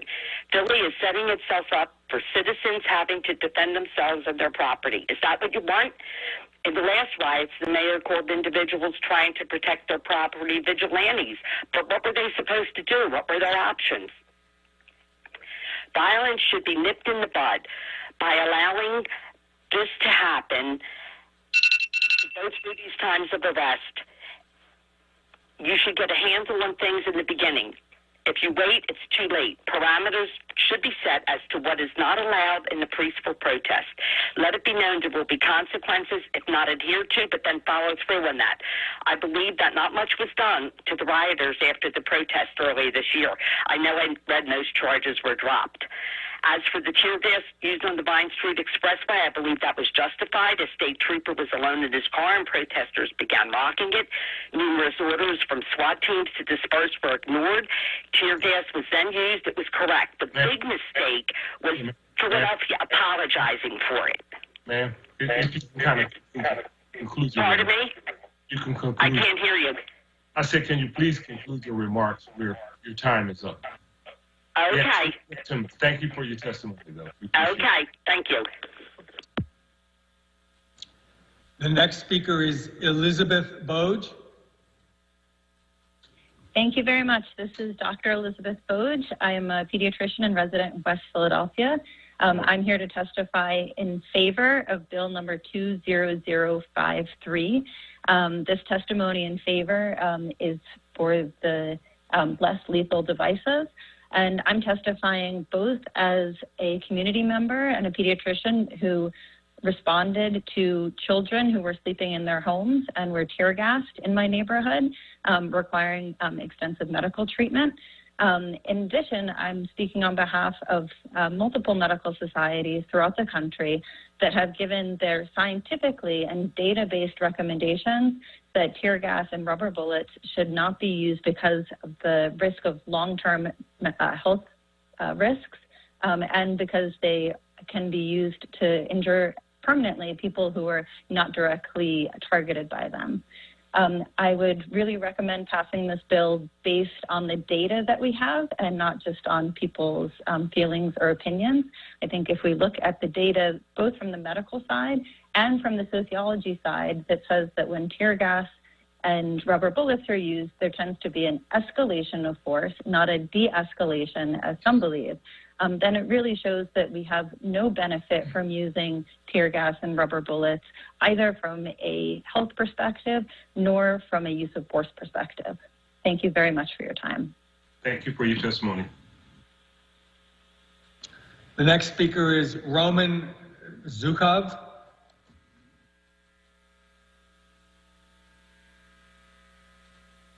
Sorry, for a second I had to unmute the call. Yes, guys. Hello. I'm calling on behalf of the Bill 200-538 of the use of non-lethal. Just state your name. Just state your name for the The first name is Roman, last name is Zhukov. Roman Zhukov. Thank you. Go ahead. Please proceed. Yes, I'm calling on a statement regarding the bill number 200-538 of the use of non-lethal weapons. So pretty much as of today, we have a situation with Walter Wallace, and one of the reasons he was shot because police was under-equipped with lack of the tasers. That's non-lethal as well. And as of right now, police have the only option left as a lethal weapon. So any situation that is going on the street right now can easily turn from the non-violence into the violence. And all it takes is just one break or one person to break the law. If police have no options to react, the only options they will have, that would be a lethal weapon that will create more tensions and it will create more problems in the future. So instead of preventing a crime, now we're going to create more crimes. And just by passing this bill, which is already in Constitution, is the First Amendment, now we're only going to demoralize already demoralized police that cannot perform their duties. So please, like on behalf of the Somerton community, far northeast Philadelphia, this bill shall not be passed due to more damages and further, because all of those weapons, non-lethal weapons, shall be used in prevention to help the community. I do appreciate your time and thank you for hearing me out. Thank you. Thank you for your testimony. The next speaker is Sharon Hart. Good morning. I'm Sharon Hart, the president of the Korean American Association of Greater Philadelphia. It's my honor to have opportunity to speak comments this morning. My testimony is towards Bill number 200538. This past summer, 75 Korean American-owned businesses were looted, vandalized, and burned down. Since then, some of them have completely shut down, and many of them are still trying to recover from the damage. This week, I received the reports of 17 Korean American-owned businesses being looted, and it's only increasing every night. We fully support peaceful protest and fully support our police officers. Unfortunately, individuals and groups of individuals have taken the opportunity to use a peaceful protest as an excuse to riot and loot small businesses. The Korean American community has been severely impacted by these acts as small businesses were destroyed along with the livelihood of the small business owners. While we understand why Bill number 200538 may have been proposed, we are concerned about the lack of clarity on what constitutes First Amendment activities, how and through what process the police department or the city of Philadelphia will define such an activity, and how the police will respond if such an activity turns into something else. We're concerned that the bill will take away the tools the police need to protect our citizens and the small businesses, communities during this time of a great unrest. We'd like to also ask the city of Philadelphia and the members of council to acknowledge that while many peace protests are held in Center City, much of the rioting and the looting is happening in other parts of the city. The vast majority of the small businesses in our community that have been impacted by rioting and looting this year have not been in city only. Center City. We continue to ask for help and then additional police presence in these areas. Thank you. Thank you so much for your testimony. That's the last speaker we have on the public comment list, Mr. President. Thank you. Chair recognizes Councilwoman Kim. Yes, thank you very much, Council President. I wanted to say that resolution number 200580 will be held until a later session in order to clear up some misconceptions about the resolution. And for the folks watching, is that the cyber starter bill? Yes, that is correct. Okay, just want to make sure people understood. All right, thank you. Councilman Heenan, did you want to be recognized before we start moving on the vote?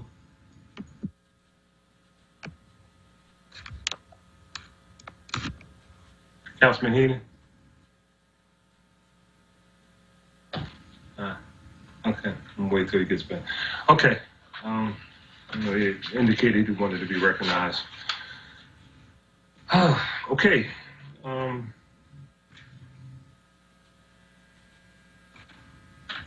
Okay, that concludes our public comment session. We are now going to consider today's bill consent agenda. I will ask Mr. Decker to read the titles of all the bills on the consent agenda. After each title is read, any member may object to the inclusion of the bill on the consent agenda. Upon such an objection, without debate, the bill will be immediately removed from the consent agenda and placed on our regular final passage calendar. I think we already did that. Now, the clerk will now read the titles of the bills on the consent agenda.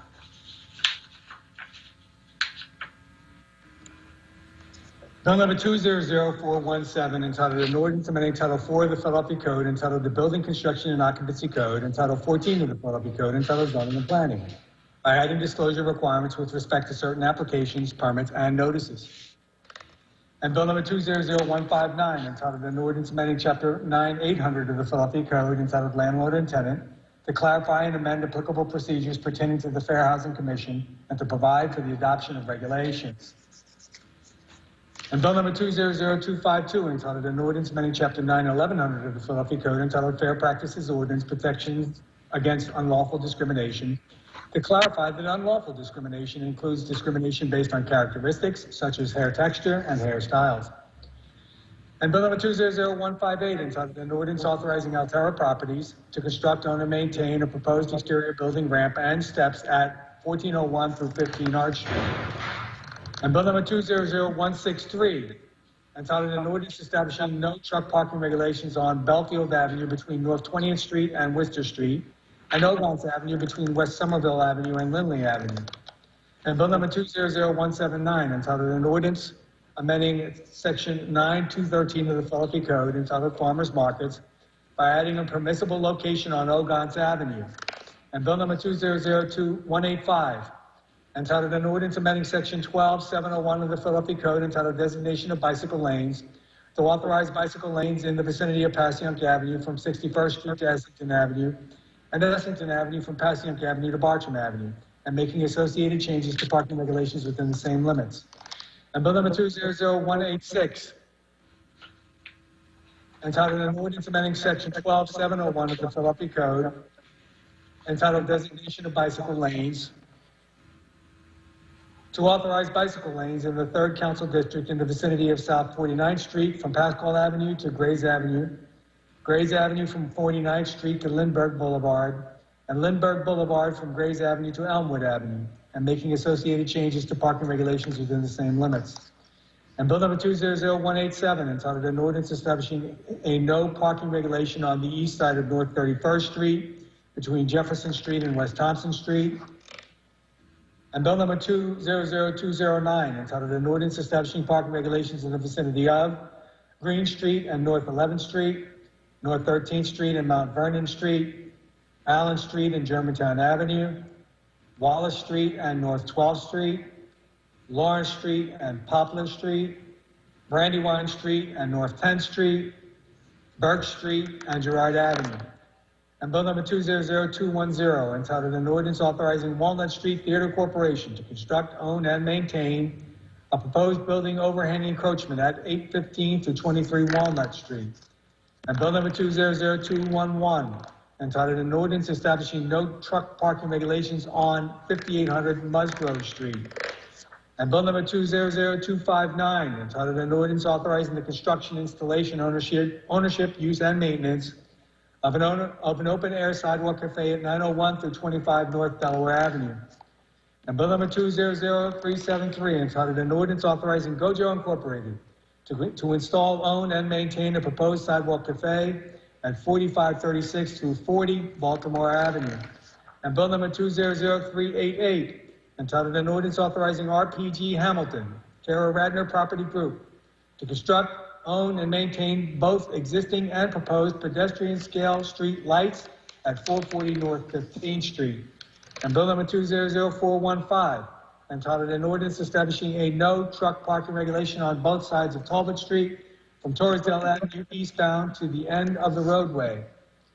And Bill number 200422, entitled an ordinance authorizing the Philadelphia Chinatown Development Corporation, also known as PCDC, to own and maintain a pedestrian plaza along the west meridian of 10th Street and Vine Street intersection on the structure carrying traffic above Interstate 676.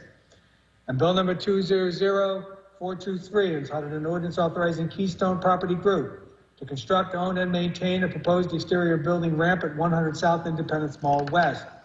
And Bill number 200495, entitled an ordinance regulating the direction of movement of traffic on certain portions of Ludlow Street.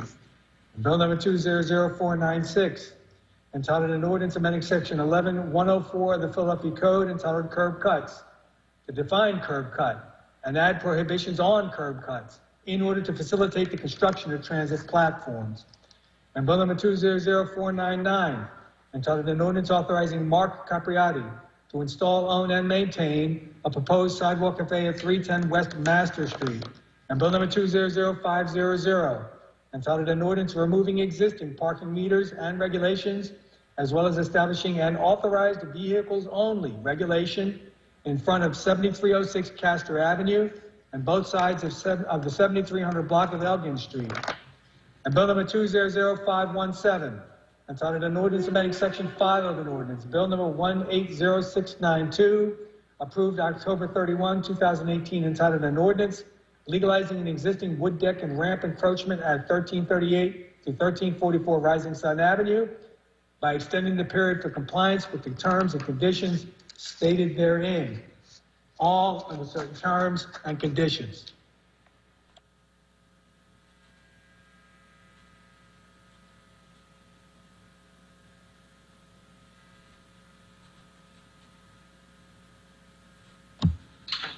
Thank you. Thank you, Mr. Decker. These bills haven't been read on 2 different days. The question for each bill now is, shall the bill pass finally? Mr. Decker, call the roll, and on being called, each council member shall vote aye on each of the bills, nay on each of the bills, or indicate those bills for which the member is voting aye, and those bills for which the member is voting nay. Decker? Councilwoman Bass? Aye on all bills. Councilwoman Brooks? Aye.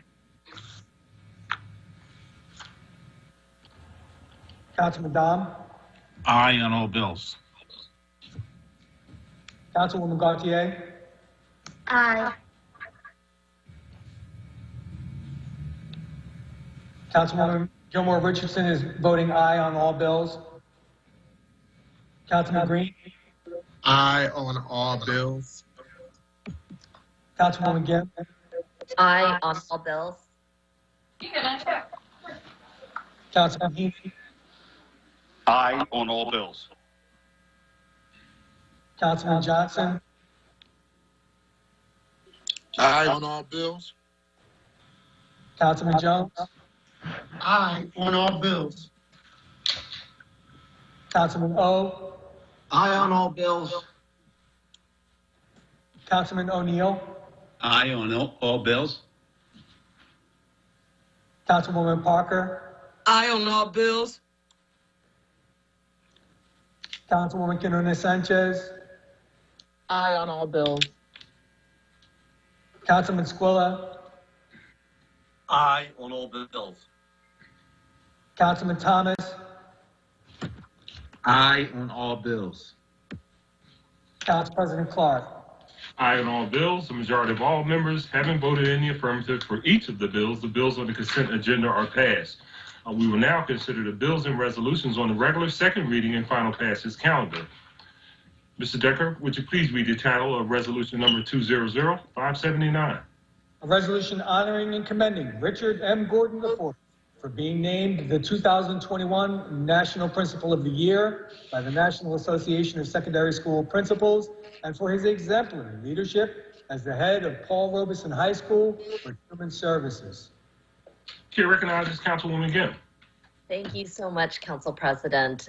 It was a joy to hear from young people at this time to talk about a leader and a educational hero for them, especially as our city is dealing with so much challenges and pain. It is with great honor that I move for the adoption of this resolution. Second. Thank you.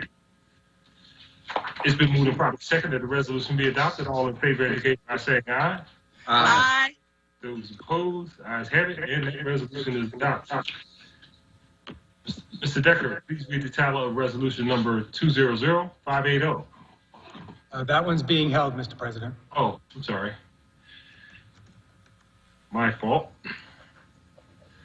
Thank you. Mrs. Decker, please read the title of resolutions number 200581. Resolution affirming all Philadelphians' First Amendment rights to protest and peaceful assembly, particularly in response to the upcoming presidential election. Thank you. The chair recognizes Councilwoman Brooks for a motion. Thank you, Council President. Before I make a motion, I would like to say a few words about this resolution. Please. I want to speak briefly about the intersecting challenges facing the people of Philadelphia and the people of the entire country this week. Last week, I introduced a resolution affirming Philadelphians' right to protest and assembly. As you know, the right to peacefully protest is at the heart of our First Amendment rights and the foundation of our democracy. This Tuesday, our democracy as we know it is on the line. The occupant of the White House is already contesting the accuracy and fairness of the election. Pennsylvania is a key swing state. On a number of occasions, the president has stated that he will not commit to a peaceful transfer of power if he loses. It is likely we will not know the results of the election on Tuesday night and for some time after. In addition to the right to vote and freedom of speech, the right to protest is the main tool that our constituents have to ensure that every vote is counted and the results of the elections are upheld. And we have a reason to suspect that this right is under threat. We have already seen evidence that our current president's administration seeks to punish those who express this dissent. A few weeks ago, my friend and community leader, Nancy Wynn, was arrested for peacefully protesting outside the home of the head of Immigration and Customs Enforcement Agency, or ICE. The protest was in response to the 24 immigrants that died in ICE custody last year, including 7 children. Nancy was taken from her home in Philadelphia from her 2 young children and detained for 22 hours on a littering charge. Remember, this is the same federal agency that has been recently exposed for conducting mass hysterectomies on vulnerable immigrant women. Now, the city we live in is different from the one that we lived in just a week ago when I first introduced this resolution. Walter Wallace Jr., a 24-year-old mentally ill Black man, a husband, a father, a twin, was killed in cold blood by the police in the streets of West Philadelphia. In many ways, this feels like a repeating nightmare. Once again, a Black man was killed by police when he didn't have to die. Once again, our city has taken to the streets in grief and rage to demand justice and accountability. And once again, we are seeing the pain of generations of oppression, disenfranchisement, and violence spill out and bubble over. And once again, we are seeing protesters being excessively brutalized at the hands of police. So I just want to take a moment to connect all those dots here and be very clear. The White House has already threatened to send federal law enforcement agents to Philadelphia in the wake of Walter Wallace protests. And we can expect these protests will intersect with the demonstrations related to the election. The president has a track record of attacking his opponents and has stated that he will not willingly give up his powers. Non-violent resistance is critical to protecting our democracy, and therefore we must affirm the right to peaceful protest and assembly. I want to make a special thank you to the 9 council members who co-sponsored this resolution. Council members Gautier, Gim, Gilmore Richardson, Green, Heenan, Johnson, Dom, Parker, and Thomas. We are in a historic moment. As a Black woman, I would not be here today. I would not even be able to vote if it weren't for my family members, my ancestors, and my elders rising up in protest against these oppressive systems. To end, no one messes with Philly. We are grieving, we are hurting, but we are strong. I stand with my colleagues, Councilmember Gautier, in demanding a fair and swift investigation into the death of Judge Walter Wallace and supporting the family through this difficult time. We will overcome this difficult moment, and continue to seek justice and protect our democracy together. Thank you so much, Council President, and I move for the adoption of this resolution. Mighty second, Council Lady. Thank you, Councilwoman. It's been moved and probably second that the resolution be adopted. All in favor indicate by saying aye. Aye. Those opposed, ayes have it, and that resolution is adopted.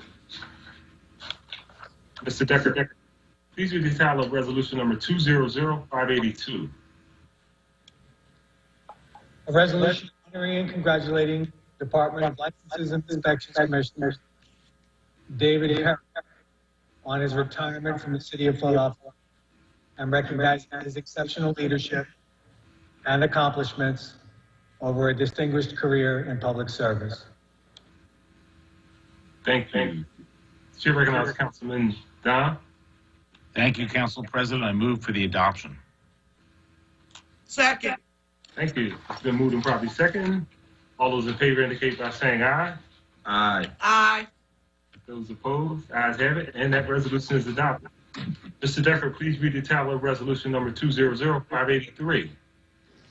A resolution honoring and congratulating the Frankfurt High School baseball team on their successful 2019 season and conference 11-3 record in the Philadelphia Public League.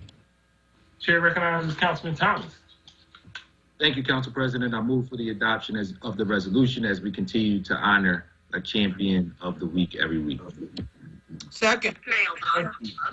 Thank you. It's been moved and probably second that the resolution be adopted. All in favor indicate by saying aye. Aye. Those opposed, ayes have it. And that resolution is adopted. Mr. Decker, please read the title of resolution number 200584. A resolution recognizing October 2020 as Filipino American History Month in the City of Philadelphia. Chair recognizes Councilman O. Thank you very much, Council President. I move for adoption of the resolution. Second. It's been moved and probably second. All those in favor indicate by saying aye. Aye. Aye. Aye. Those opposed, ayes have it, and that resolution is adopted. Mr. Decker, resolution number 200585. A resolution recognizing and honoring the Russian language newspaper Philadelphia News on the occasion of its 25th anniversary in print media. Chair recognizes Councilman O. Thank you very much, Council President. I move for the adoption of the resolution. Second. It's been moved and properly second. All those in favor indicate by saying aye. Aye. Aye. Ayes have it, and that resolution is adopted. We will now use bill number 200538. Am I correct, Mr. Decker? Yes, Mr. President.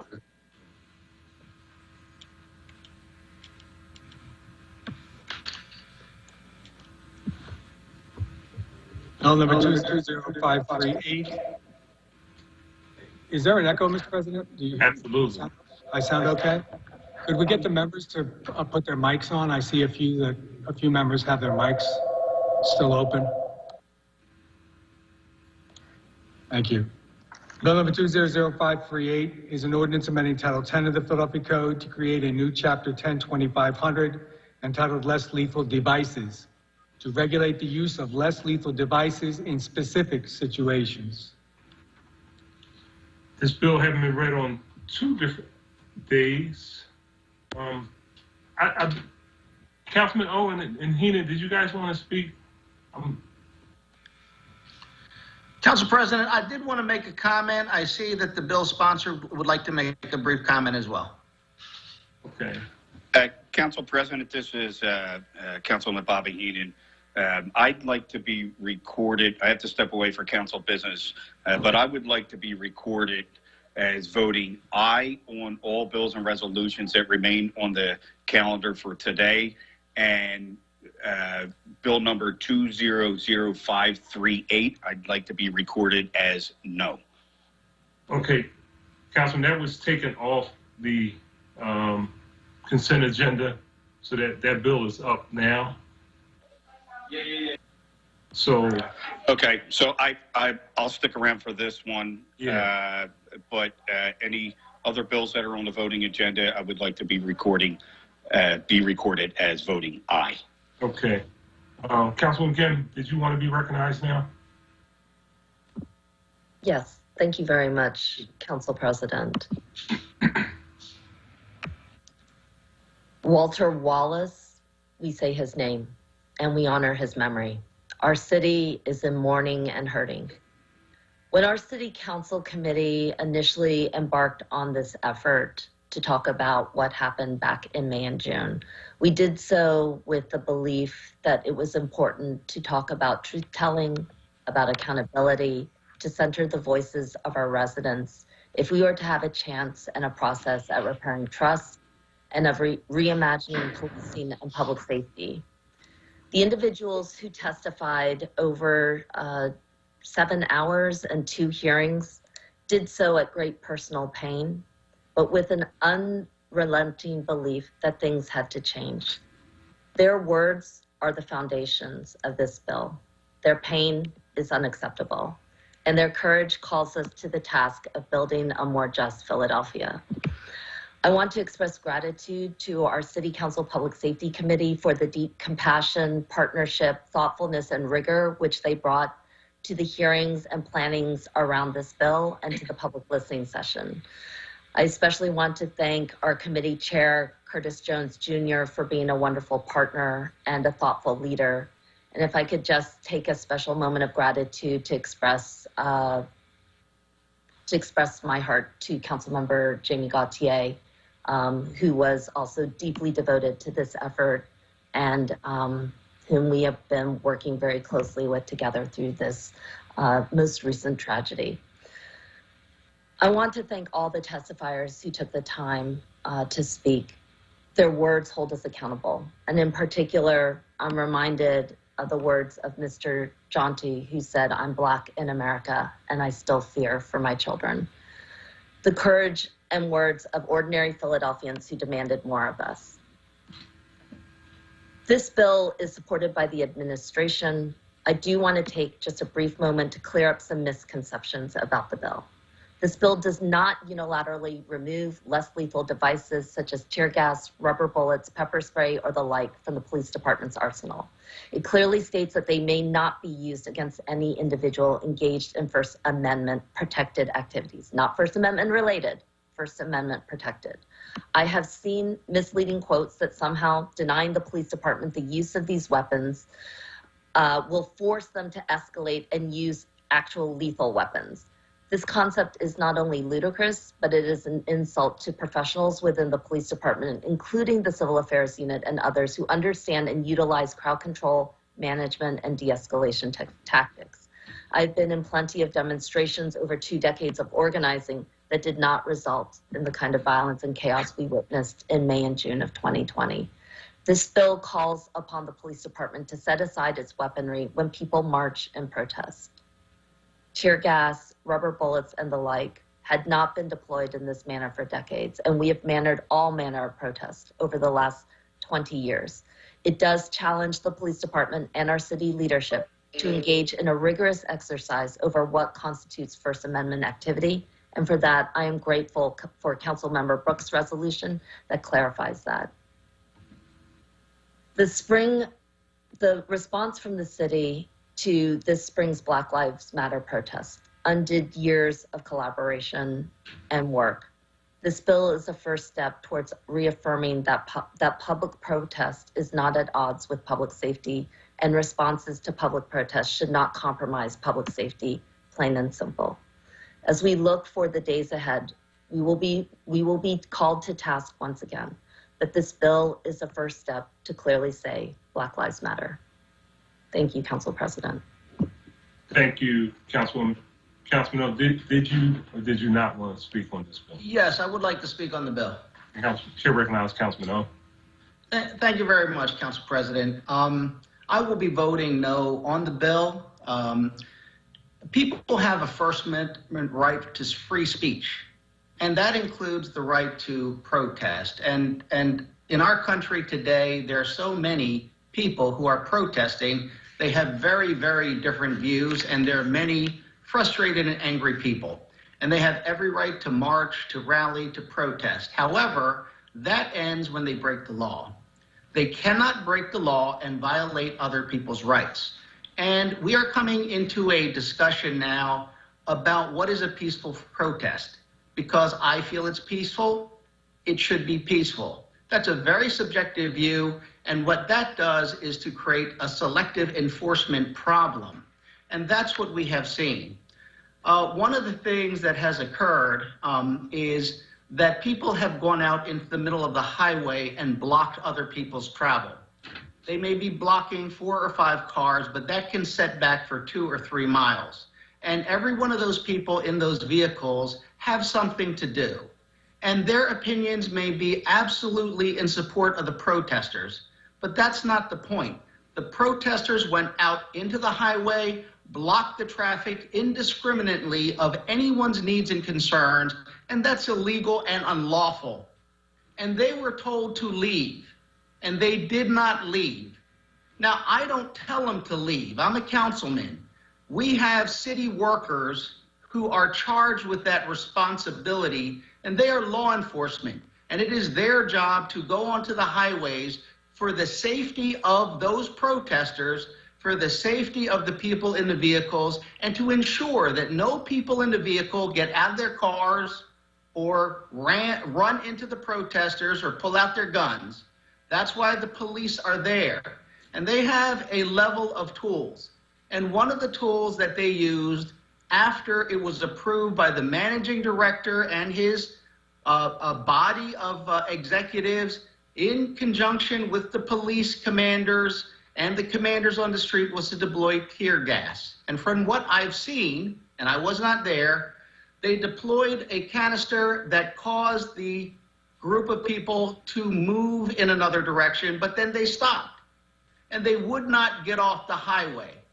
And then the police deployed more canisters.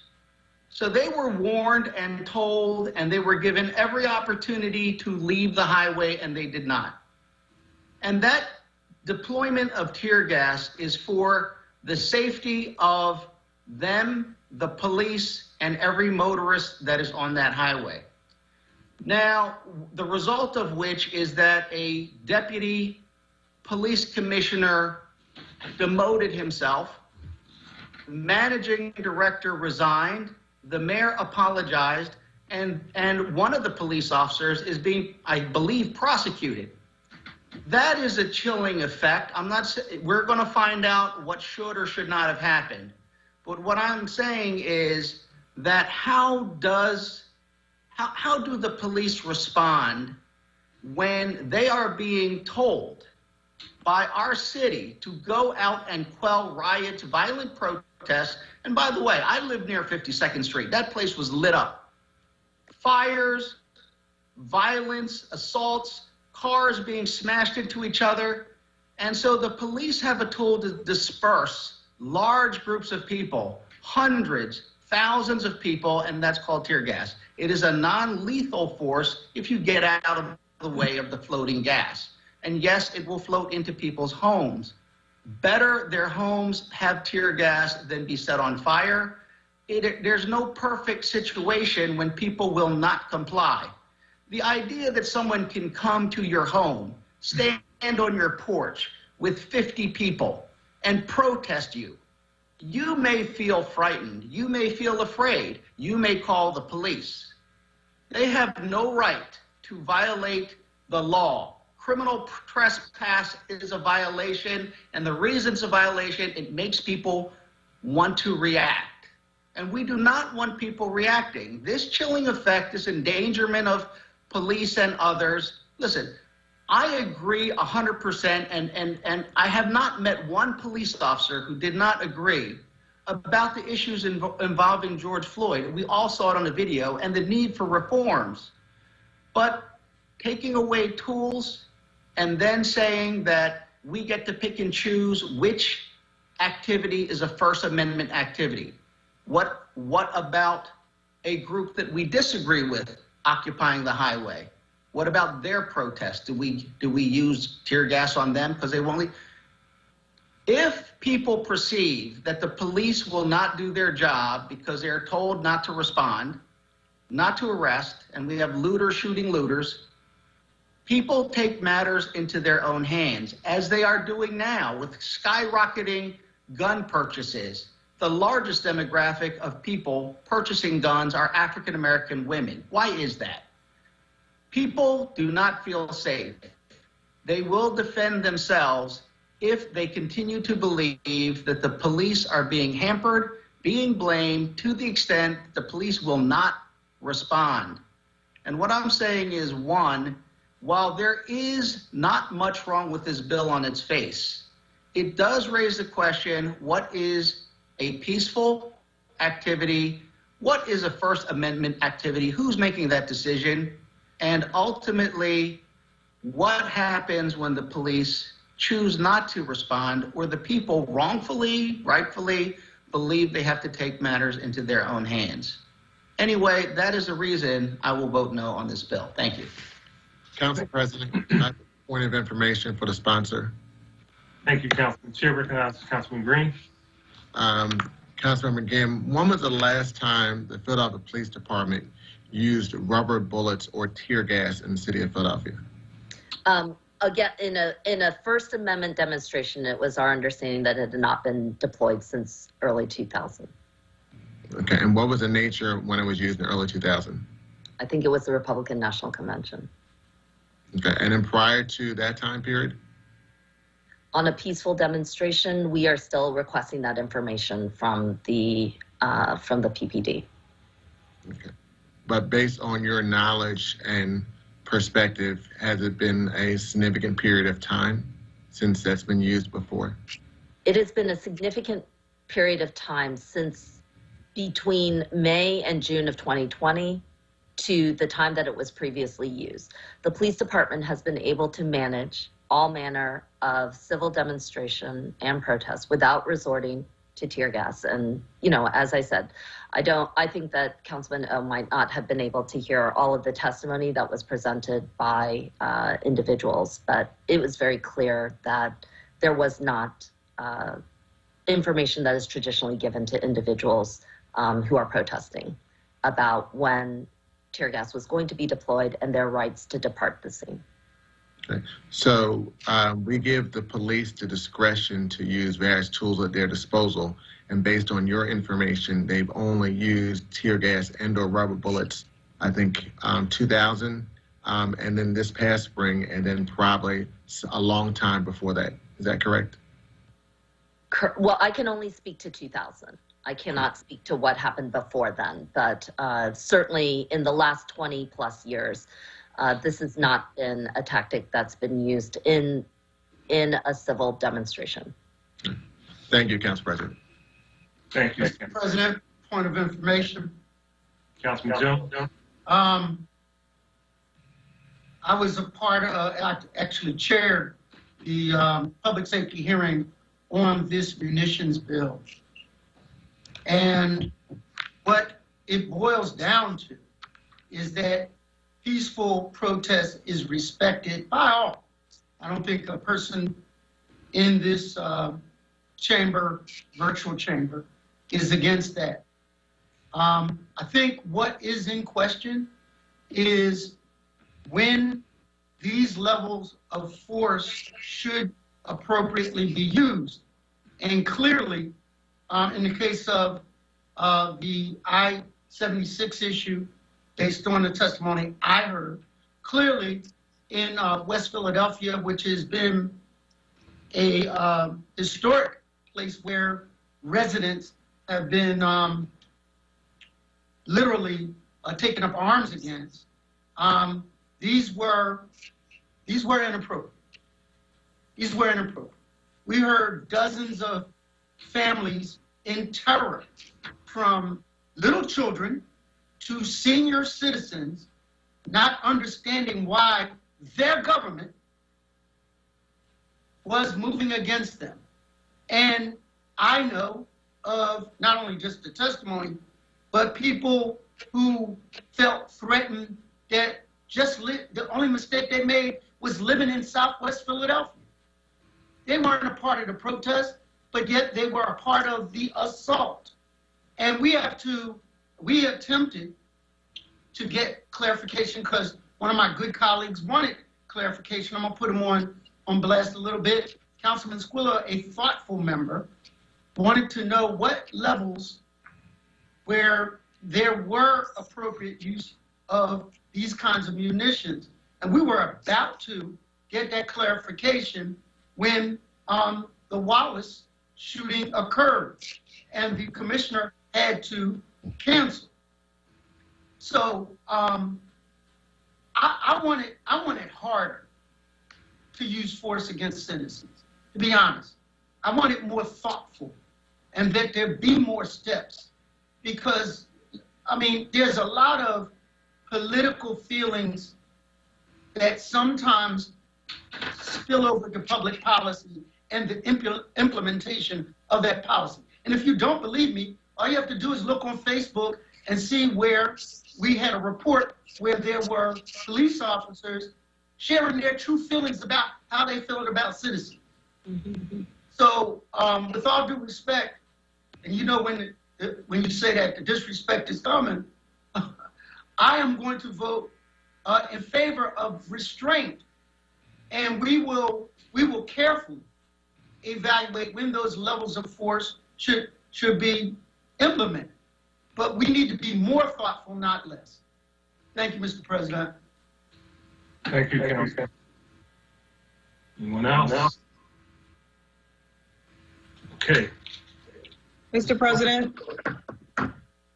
Yes. Mr. President? I'm sorry, this is Councilwoman Bass. I was wondering if Councilwoman Gim could respond to Councilman O's commentary earlier. If we just get a response to some of those points. Councilwoman Gim, you choose to respond?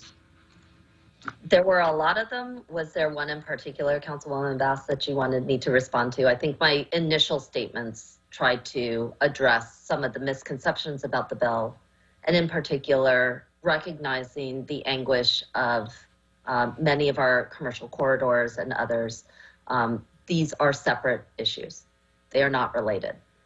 This bill allows the police department to craft a policy that allows it to define how First Amendment activity will be treated. But when it is identified as First Amendment activity, tear gas, rubber bullets, less lethal weaponry will not be permitted against those who choose to take to the streets and march for a better tomorrow. We tried to make that very clear in the bill. I think it became very clear in the testimony. Clearly, I think as we are seeing across our city today, we will be called to task, but we should be. We should be asked to hold ourselves to the highest of standards. We know what happens when we don't. This is probably one of the hardest votes. I'm just going to say the hardest votes that I've ever taken in council. I think that as a member who is on the ground and in the neighborhood, and I see the effects of the psychological effects of bad interactions with the police on people from our community. I see it every single day.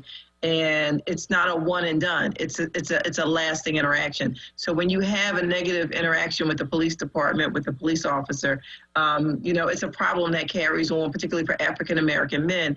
It'll carry on for a lifetime. And so obviously we do want to be less lethal when it comes to those interactions. But at the same time, I'm just thinking about what Councilman O was referencing back on 676 back in the spring with the protest blocking traffic. And those weren't the guys from the neighborhood who were having those same negative interactions. Those weren't the folks from the neighborhood who have had problematic relationships with the police. But these were the folks who were, tear gas was used. So I guess my overall question is, if we don't, let's say this bill had passed last year or prior to 676, then what would have been the response or the ability from the police department if this bill was already in place? Can you give us some sense of that? I think it would have been what we have right now, which is there's a full moratorium on tear gas, rubber bullets being deployed in a First Amendment situation. And so the police department So what would has the police, what options would they would have had, do you think? what they're using right now and what they used in the last 20 years, which has not been to wildly shoot rubber bullets into a crowd or tear gas an entire residential neighborhood in West Philadelphia, or to pull down the bandanas of people kneeling on 676 and spray them directly in the eyes at point blank range with pepper spray, along with the other types of violence. We are a city that is hurting and is in pain. There's no question about all of that. And I understand that, we have a large city to serve, including our police officers. But we need to figure out how to rein it in. And the violence and the levels of reaction that we're seeing with members of our own police force is something that we have to address. And there are plenty of, there's 150 lawsuits about it. There are, there's outreach, and there are bills that we have passed that are very similar to this, including the chokehold ban, which again leaves it within the police department to craft the policy. City Council is not itself authoring or writing a policy for the police department. It's simply mandating that one exists. If I could intervene quickly. Chair recognizes Councilwoman Gauthier. I'm sorry. Thank you. I was there on 52nd Street. I don't know if Councilmember O was there and if he participated in hearing all of the stories that were shared during the listening session.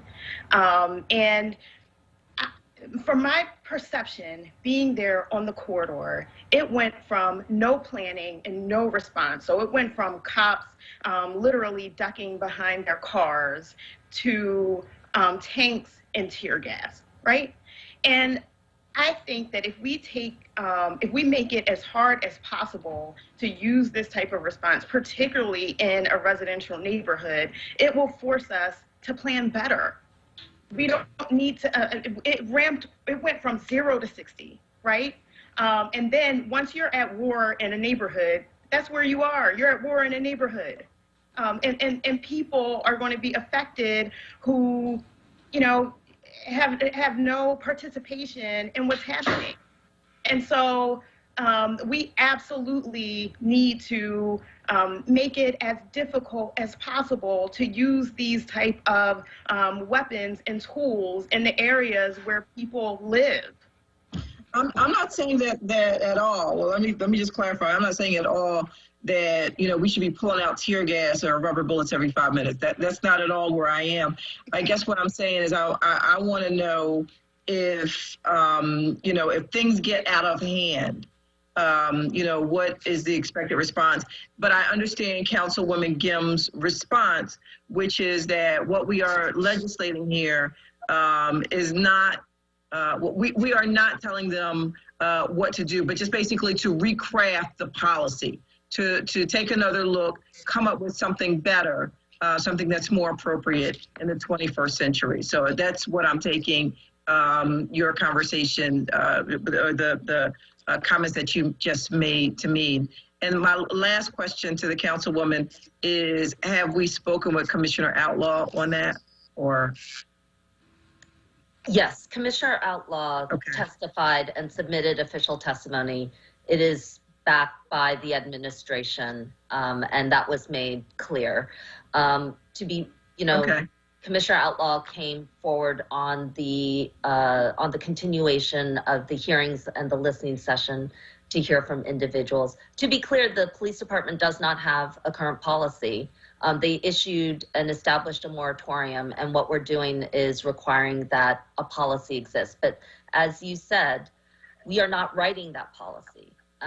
We are requiring that in this time, more than ever, when we have, federal officials involved here in our city, when the head of the Department of Homeland Security and the ICE director come here to announce that they're going to do immigration raids on our city, less than 2 weeks before, when the U.S. attorney here is, talking about charging protesters who are released without charges, a few days earlier, that we have to make clear that First Amendment activity is protected and that there are rules of engagement around it.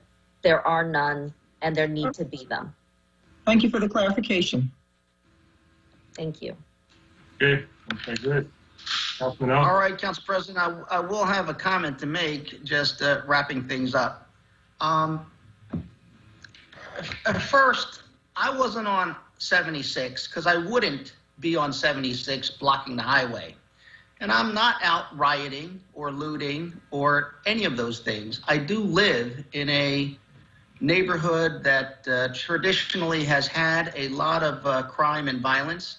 And I've had my share of interaction, negative interaction with police when I was younger.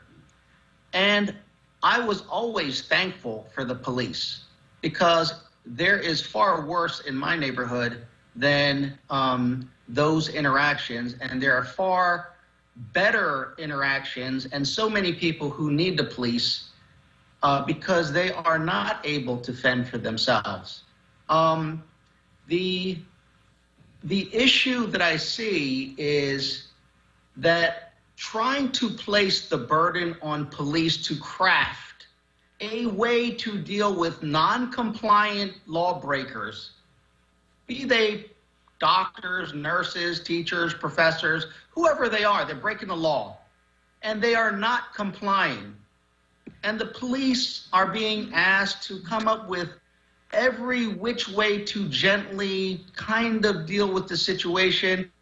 They're not built that way. You'd have to pay them a lot more. Higher education, training, here's what they do.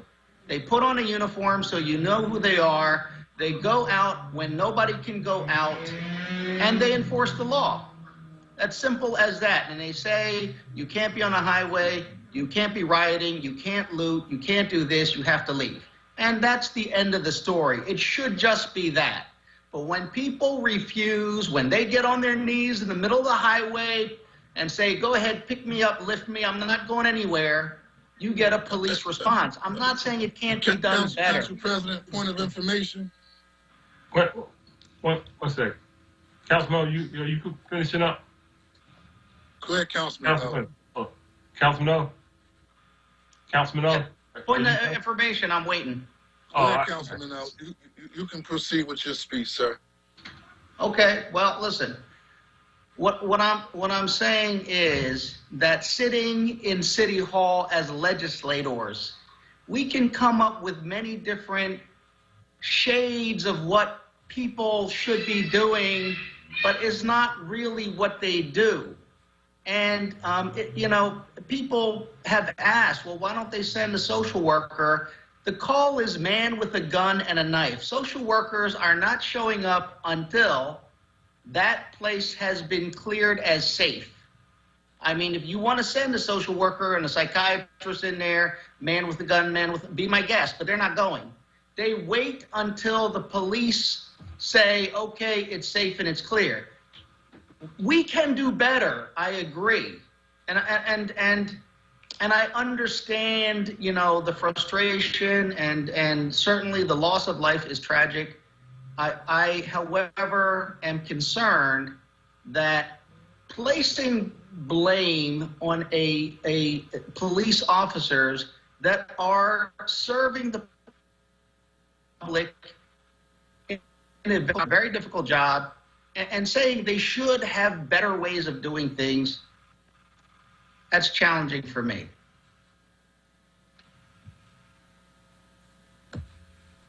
Chair, recognizes Councilman, I believe, Johnson, and then Councilwoman Gim, I think, have another response. And Council President, Councilman Thomas as well.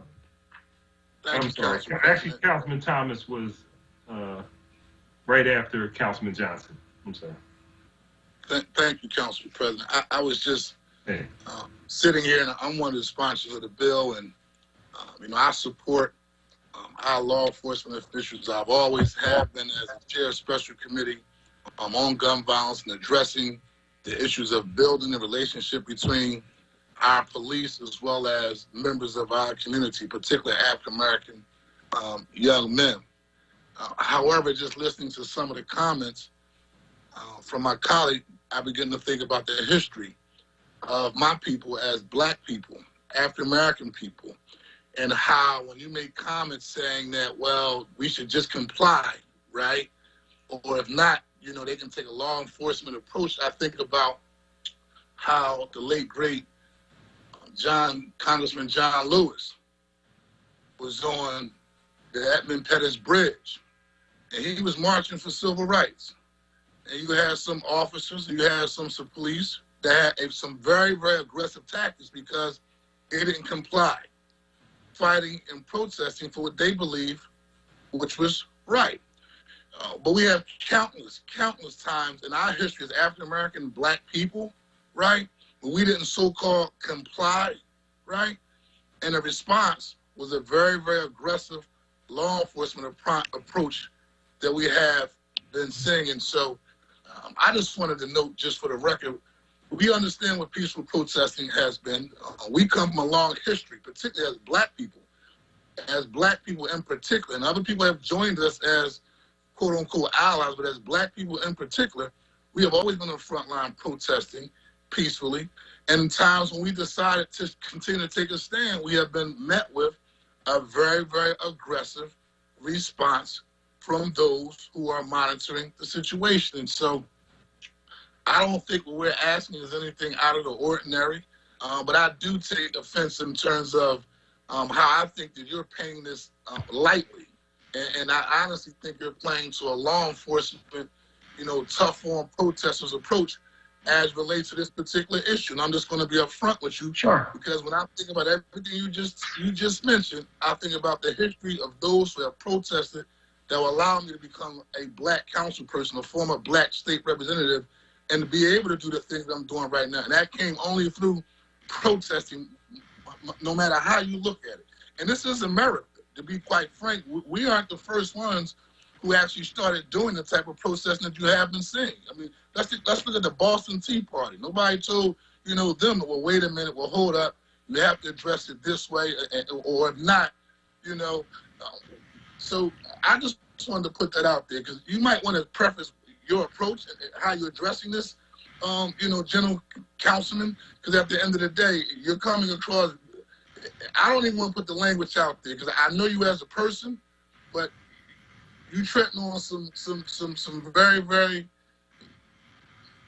That's fine, Councilman. We're going to disagree on that because I support the gentle lady's resolution, and I think it's incumbent upon the officers in the city of Philadelphia to at least think about thoroughly how they address this issue regarding peaceful protesting, First Amendment rights. And she's not saying you can't use rubber bullets at all. You can never, ever use tear gas at all. That's not her approach. But they do need to be mindful. And like my other council member just said also, they didn't have a plan. And they said it for the record, they didn't have a plan. And that's why things got out of hand. And if not, they would not be apologizing. Because you don't apologize when you're doing the right thing. And so I just want to put that out there for the record. All right. I know what you're saying. I know you as a person. However, we're going to have a disagreement on that. And bringing up the civil rights movement and Martin Luther King, and obviously, a very different circumstance where people need to go out and protest sometimes violently is different than the point that I made. But I'll leave it at that. So you saying hold on, time out. George Floyd might being taken by Councilman Johnson for 8 minutes and 45 seconds wasn't worthy of a protest. Wasn't worthy of shutting down I-76. Hey, guys, can we get a little order? Can you yes, sir, in the council section? So you gotta ask to be, Thank you. I think Councilman Thomas was next. Thank you, Council President. And I hate to belabor a point, and I bet that we'll go even longer with speeches of the majority. I've committed no speech of the majority, but I have to at least comment on this. I was there on 52nd Street, and I think what becomes frustrating, not just as a member of council, but just as a person born and raised in the city of Philadelphia, is when people communicate their lived experiences and we tell them that that didn't happen. I was on 52nd Street, not on the side that Jamie was, but where I was the night that it took place, and I even FaceTimed the council president while it was happening. We seen no plan, and we seen people eventually use force that we felt like was unnecessary on a particular group of people who were peaceful. They were dancing. They maybe used some language that I wouldn't want to hear in front of my son, but literally right around the corner from them, there were people who were doing the opposite. They were looting. They were breaking in stores. They were doing things that were criminal, and police did nothing to them while tear gassing and roughing up the people who were peacefully protesting. I had a kid who went out the other night when the unfortunate situation happened with Mr. Wallace. He contacts me in the middle of the night to tell me he had been assaulted by a police officer. I cannot tell him that that didn't happen. So I think the one thing we have to do is first recognize that we have to appreciate people's lived experiences. And then when we talk about a system that's broken and make recommendations for that system to be fixed, people can't take it personal. Look, I was a teacher, and I've been a teacher for a very long time. When people talk about how our schools are broken or what we need to change as it relates to our climate, culture, and curriculum, I never hear Dr. Height saying we're anti-teachers or we're anti-education or we're anti-children. We have a lot of problems as a municipality. And like Councilman Johnson, I do know you as well, Councilmember O, and I've worked closely with you, but I think the rhetoric is important. When we make recommendations around institutions that do not work for us, and we all know they do not work for us, it's important that people who make those recommendations are not deemed anti-anything. The last thing I'm gonna say is this. We're all taxpayer dollars. We're all taxpayers. These are our tax dollars that we're responsible for. And every single year, the city of Philadelphia, which we're fiscally responsible for managing, spends anywhere from $25 to $50 million dealing with lawsuits in our police department.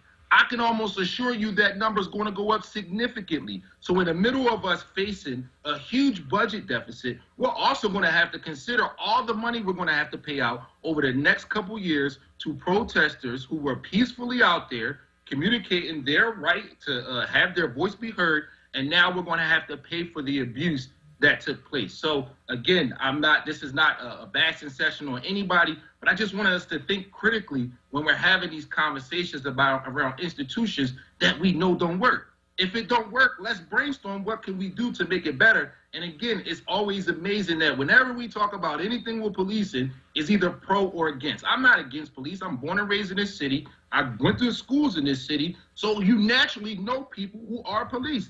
I can't be against my college basketball teammate who decided to go into law enforcement. That's not what this is. But at the same time, he, along with a lot of other people, represent an institution that has traditionally suppressed people of color. And if we are going to move from those type of implementation in these institutions, we have to have tough conversations that can end with us agreeing to disagree. But we can't deem somebody a certain way because they don't see it how we see it. Thank you, Council President. I'm done. Thank you, Councilman. Believe Councilman Green. Yeah, Council President, I wasn't going to continue to comment because I think we're going back and forth on this. But when I'm just looking at the language of the First Amendment, and we're talking about the right of people to peaceably to assemble.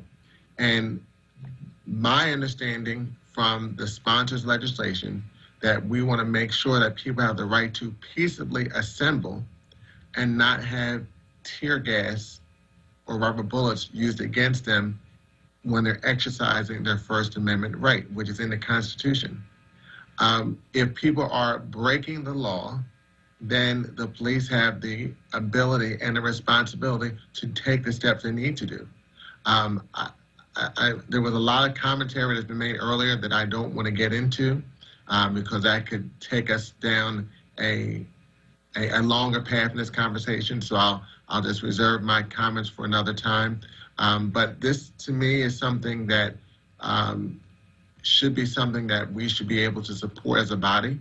And I'm speaking as someone who has worked as an assistant district attorney, has worked as an assistant deputy attorney general at the state level, has an uncle who's my godfather as a police officer on one side, and another uncle as a police officer. So I've grown up with law enforcement around. I have fraternity brothers who are members of law enforcement, friends who are members of law enforcement, and from my perspective, they do the job that they do at the best that they can. And based on the information that Councilmember Gim has provided, and from my own eyes, we haven't seen tear gas or rubber bullets used in the city of Philadelphia in a long time, which demonstrates that police can handle situations without using these type of tactics in our city. Thank you, Council President. Thank you. I think that concludes our comments.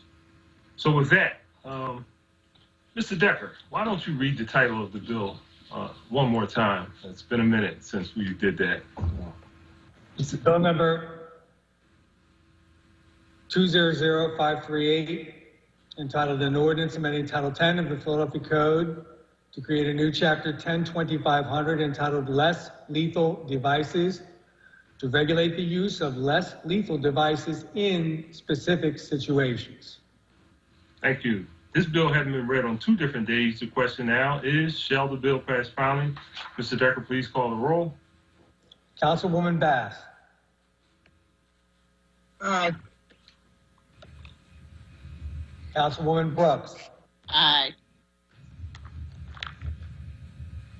Councilman Dom. Aye. Councilwoman Gauthier. Aye. Councilwoman Gilmore Richardson is voting aye. Councilman Green. Aye. Councilwoman Gim. Aye. Councilman Heenan. Nay. Councilman Johnson. In the spirit of John Lewis, the late great congressman, aye. Councilman Jones. Aye. Councilman O. Nay. Councilman O'Neill. Nay. Councilwoman Parker. Aye. Councilwoman Quinones Sanchez. Aye. Councilman Squilla. Aye. Councilman Thomas. Aye. Council President Clark. Aye. The ayes are 14, the nays are 3. Majority of all members present having voted in the affirmative, the bill passes. Thank you very much. Mr. Decker, do you have any additional resolutions? A resolution authorizing the Committee on Public Health and Human Services and the Committee on Public Safety to hold hearings examining the intersection of mental health, disability, and police encounters, and to develop strategies and best practices for non-lethal de-escalation, crisis intervention, and restraint of individuals experiencing mental or emotional distress, introduced by Councilwoman Bass. Chair recognizes Councilwoman Bass. Thank you, Mr. President. I move for the adoption. Second. It's been moved and properly second. All those in favor say aye. Aye. Aye. Opposed? Ayes have it, and that resolution is adopted. There are no other resolutions on the final passage calendar, Mr. President. Thank you very much. That completes our calendar for today. Prior to recognizing members regarding speeches, I will note for the record at this time that we will use the chat feature available in Microsoft Teams to allow members to signify that they wish to be recognized. In order to comply with the Sunshine Act, the chat feature must only be used for this purpose. With that said, are there any speeches on behalf of the minority? All right. Any speeches on behalf of the majority? Awesome. The chair now recognizes Councilman Jones. In a minute. Mr. President. Councilman, I say it now. Okay. Yeah, I got multiple notifications over here. Okay. Councilwoman, Chair recognizes Councilwoman Gauthier. I think you wanted to speak. Yes, thank you, Council President. Good afternoon, everyone. Back in May, 11 of my council colleagues and I released a joint apology on the 35th anniversary of the MOVE bombing. And today, I introduced a resolution that would serve as a formal apology on behalf of City Council for this tragic event. The resolution would also establish May 13th as an annual day of observation, reflection, and recommitment in Philadelphia to honor those we lost that day in 1985. I thank the 10 council members who co-sponsored this resolution. I initially planned to speak on this once the resolution came up for a final vote. But given everything that's happened over the last couple of days, and even today during session, I feel compelled to share some thoughts. On May 13, 1985, the city of Philadelphia carried out a brutal attack on its own citizens. As part of an effort to forcefully evict MOVE, city officials made the unconscionable decision to drop a bomb on their home in Cobbs Creek. This is among the only times in our nation's history that a police force has bombed its own people. That explosion caused a fire, which authorities allowed to burn. They didn't call in firefighters until nearly an hour later. By that time, it was already out of control.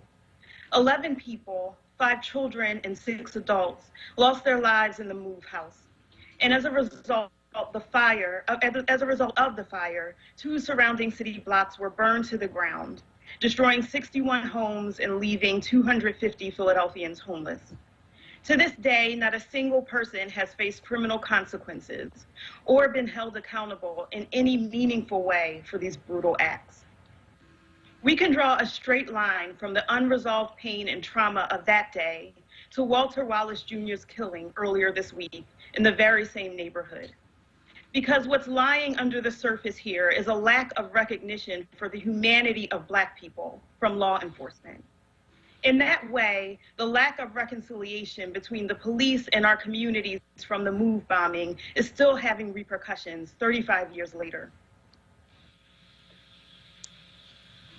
Let's talk about what reconciliation would mean in practice, because it's a word that gets used a lot, but we don't often take the time to actually talk about what it calls for.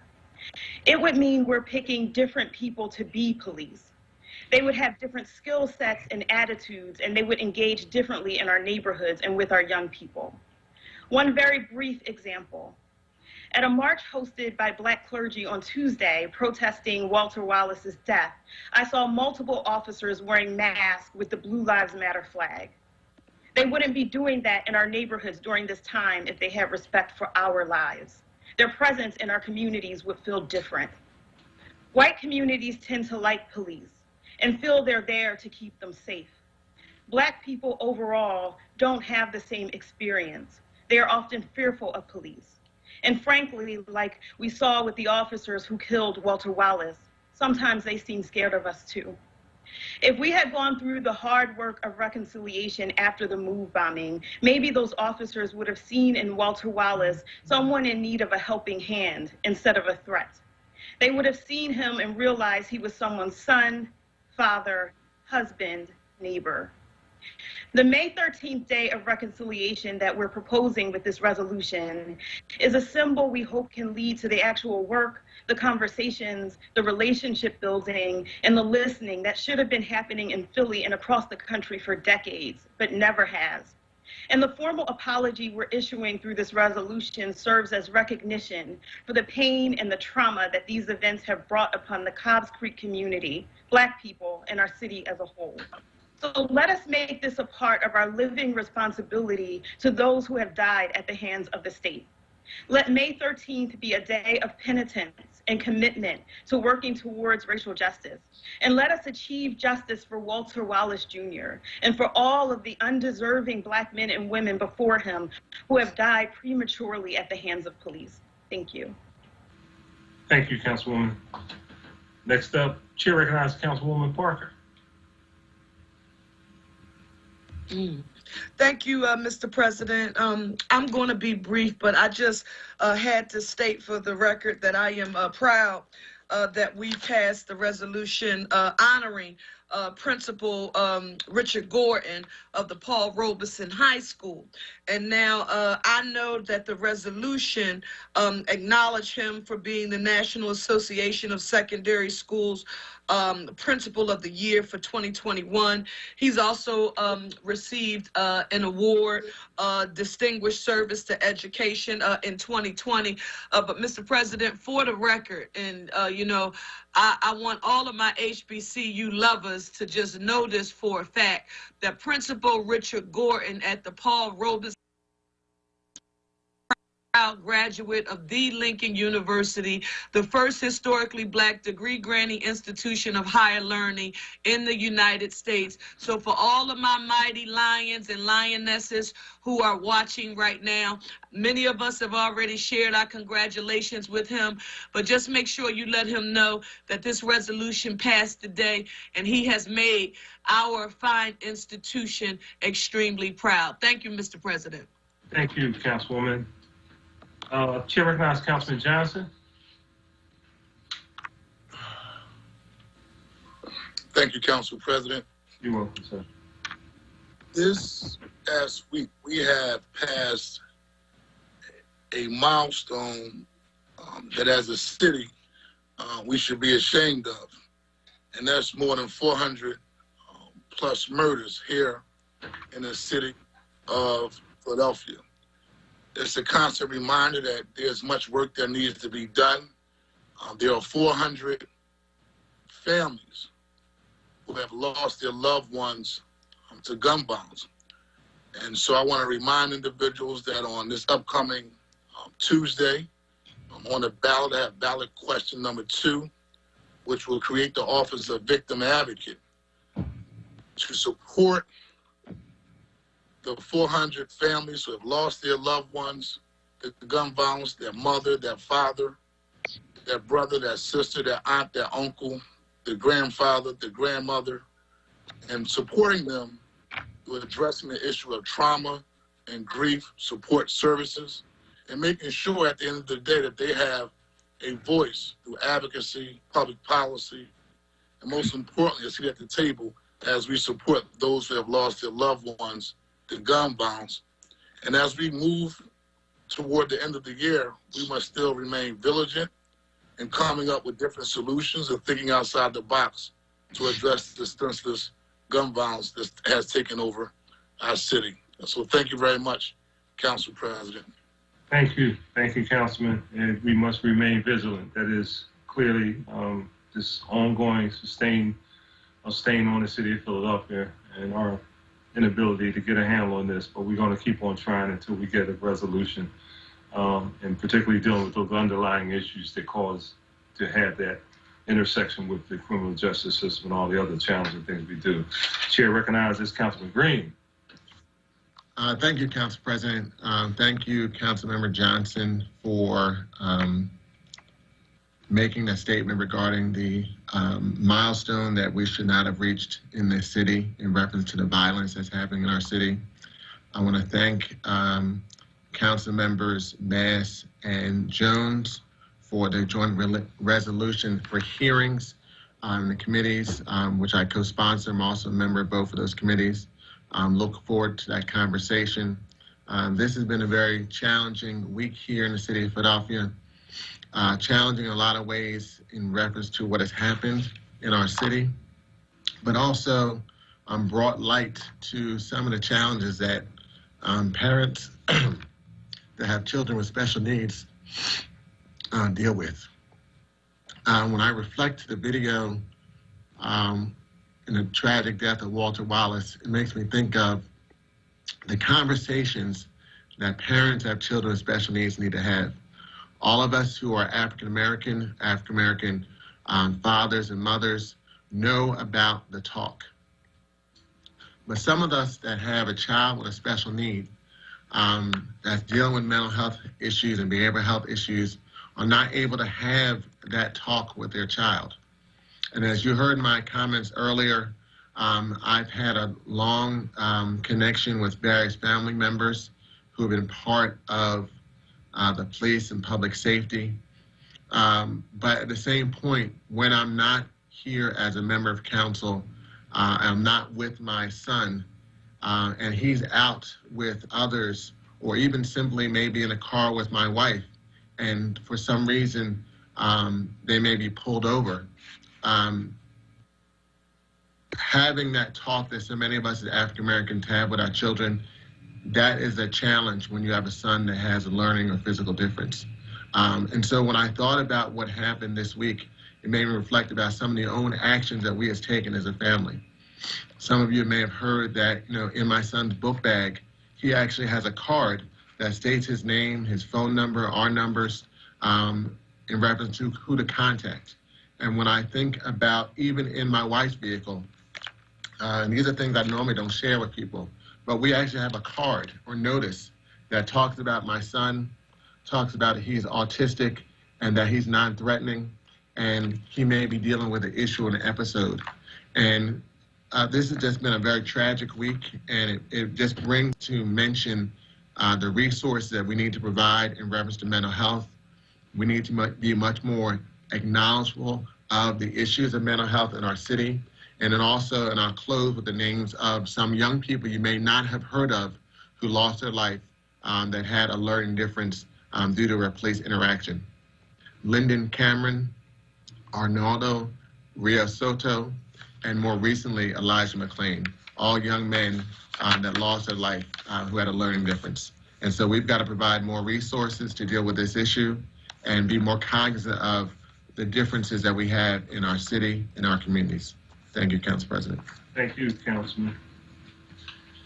That concludes our speeches on behalf of the minority and majority. And with that, I now recognize Councilman Jones for a motion to adjourn.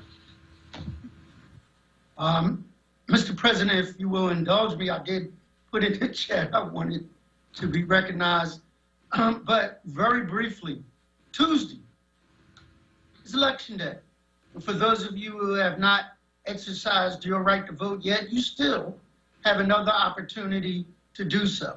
All of the debate you heard today is just debate if we don't exercise our right to vote from the top, emanating down ballot. We really need to recognize that our vote is our voice, and we better say something. We better make it loud and clear from Washington, D.C. to City Hall that we are woke. In that, I want you not to forget the ballot questions.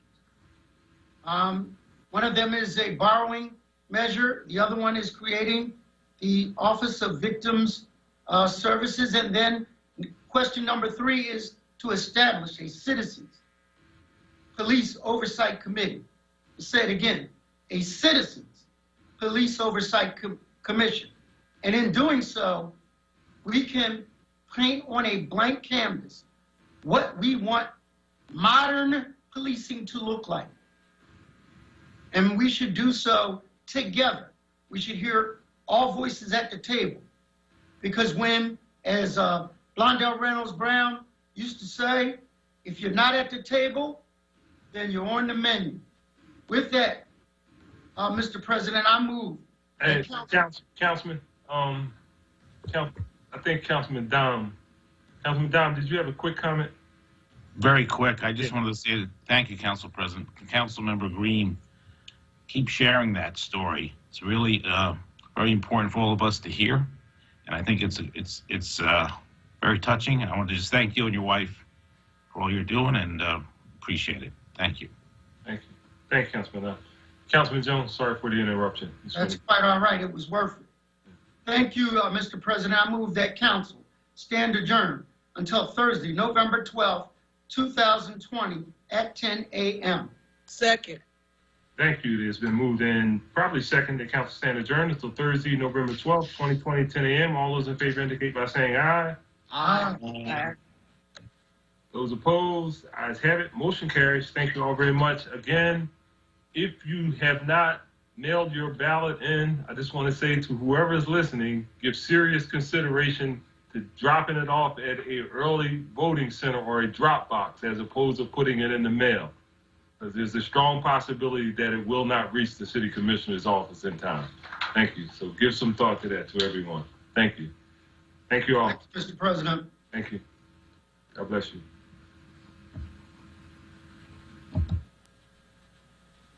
That concludes, that adjourns Philadelphia City Council. All right, welcome back. That concludes this edition of City Council Live and the adjournment of the Philadelphia City Council today. They went for quite a long time, quite a long session today compared to previous sessions over the past month. Some very, very heated debate over the proposed ordinance from a number of council members. Councilwoman at large Helen Gim leading the charge on 200538. That was a proposed ordinance which would limit / eliminate the use of non-lethal or so-called non-lethal munitions such as tear gas and also rubber bullets against protesters exercising their First Amendment rights.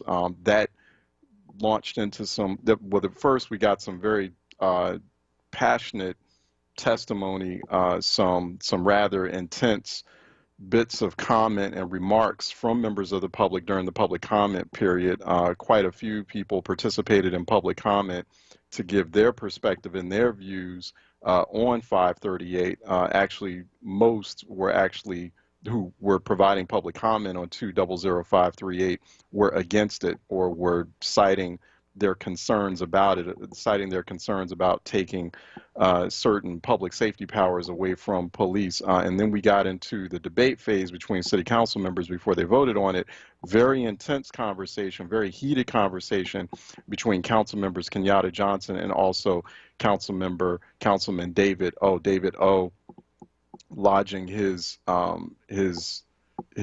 disapproval with this bill, with 200538, with that proposed ordinance. A number of council members jumping in, like Councilwoman Gim, also Councilwoman Bass, to try, and Councilmember Derek Green, Councilman Derek Green, Councilmember Isaiah Thomas, everyone asking questions, trying to clarify exactly what's meant. Councilwoman Gim clarifying that, listen, we're not proposing to take away tear gas, rubber bullet, non-lethal munitions altogether from the Philadelphia Police Department. We're saying don't use these munitions or limit the use of these munitions. Have a plan when engaging peaceful protesters who are exercising their First Amendment rights. But it got very heated between Kenyatta Johnson and David O at one point, to the point where President Darrell Clark had to intervene.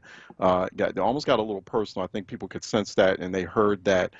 So there was that exchange. David O lodging his complaint, and with that bill, he also ultimately voting against that proposed ordinance, that bill. It did pass 14 yeas to 3 nays. David O, Council members O'Neill and Heenan, I believe, against or lodging those nays against that bill. So we watched that all unfold in today's Philadelphia City Council. Lots of comments on what's been happening in Philadelphia over the past few days.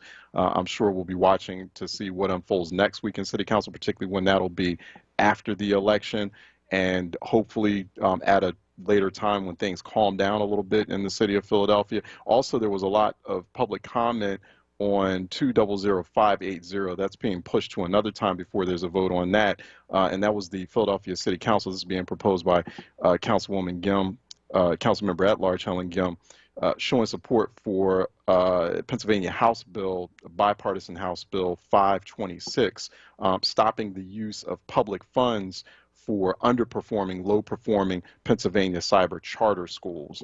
So there was a lot of conversation, a lot of comment from members of the public during that point. So those are those two bills that that was a resolution plus an ordinance. 580, however, will be voted on at another time. That was pushed to another date. Definitely, we're going to be keeping very close track of what's being discussed in council, what council will be talking about in the coming days and the weeks ahead. We're trying to, definitely it's something that I'm working on. I appreciate this comment from a listener on Facebook Live, who was actually a viewer on Facebook Live on WURD TV, Hallie Stephen Alston. Hey, Charles, listen, is it possible if you can provide additional reference as to what the actual resolutions are beyond just quoting a number? The numbers are good for the council record, but what about telling me exactly what is to be voted on plainly? So we're going to work a little bit harder on that. All right, let's go ahead and adjourn this City Council Live. Thank you all for listening.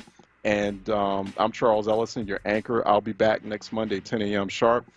God willing, we're headed into the source with Andrea Lawful Sanders. Andrea, thanks for your patience. Really appreciate it. And thank you, Brianna Brown, too, for being at the Board of Steel and getting us through this edition of City Council Live. Everyone, please have a great weekend. Stay sharp, stay smart, but more importantly, please, everyone, stay safe out there. I'll talk to you next week.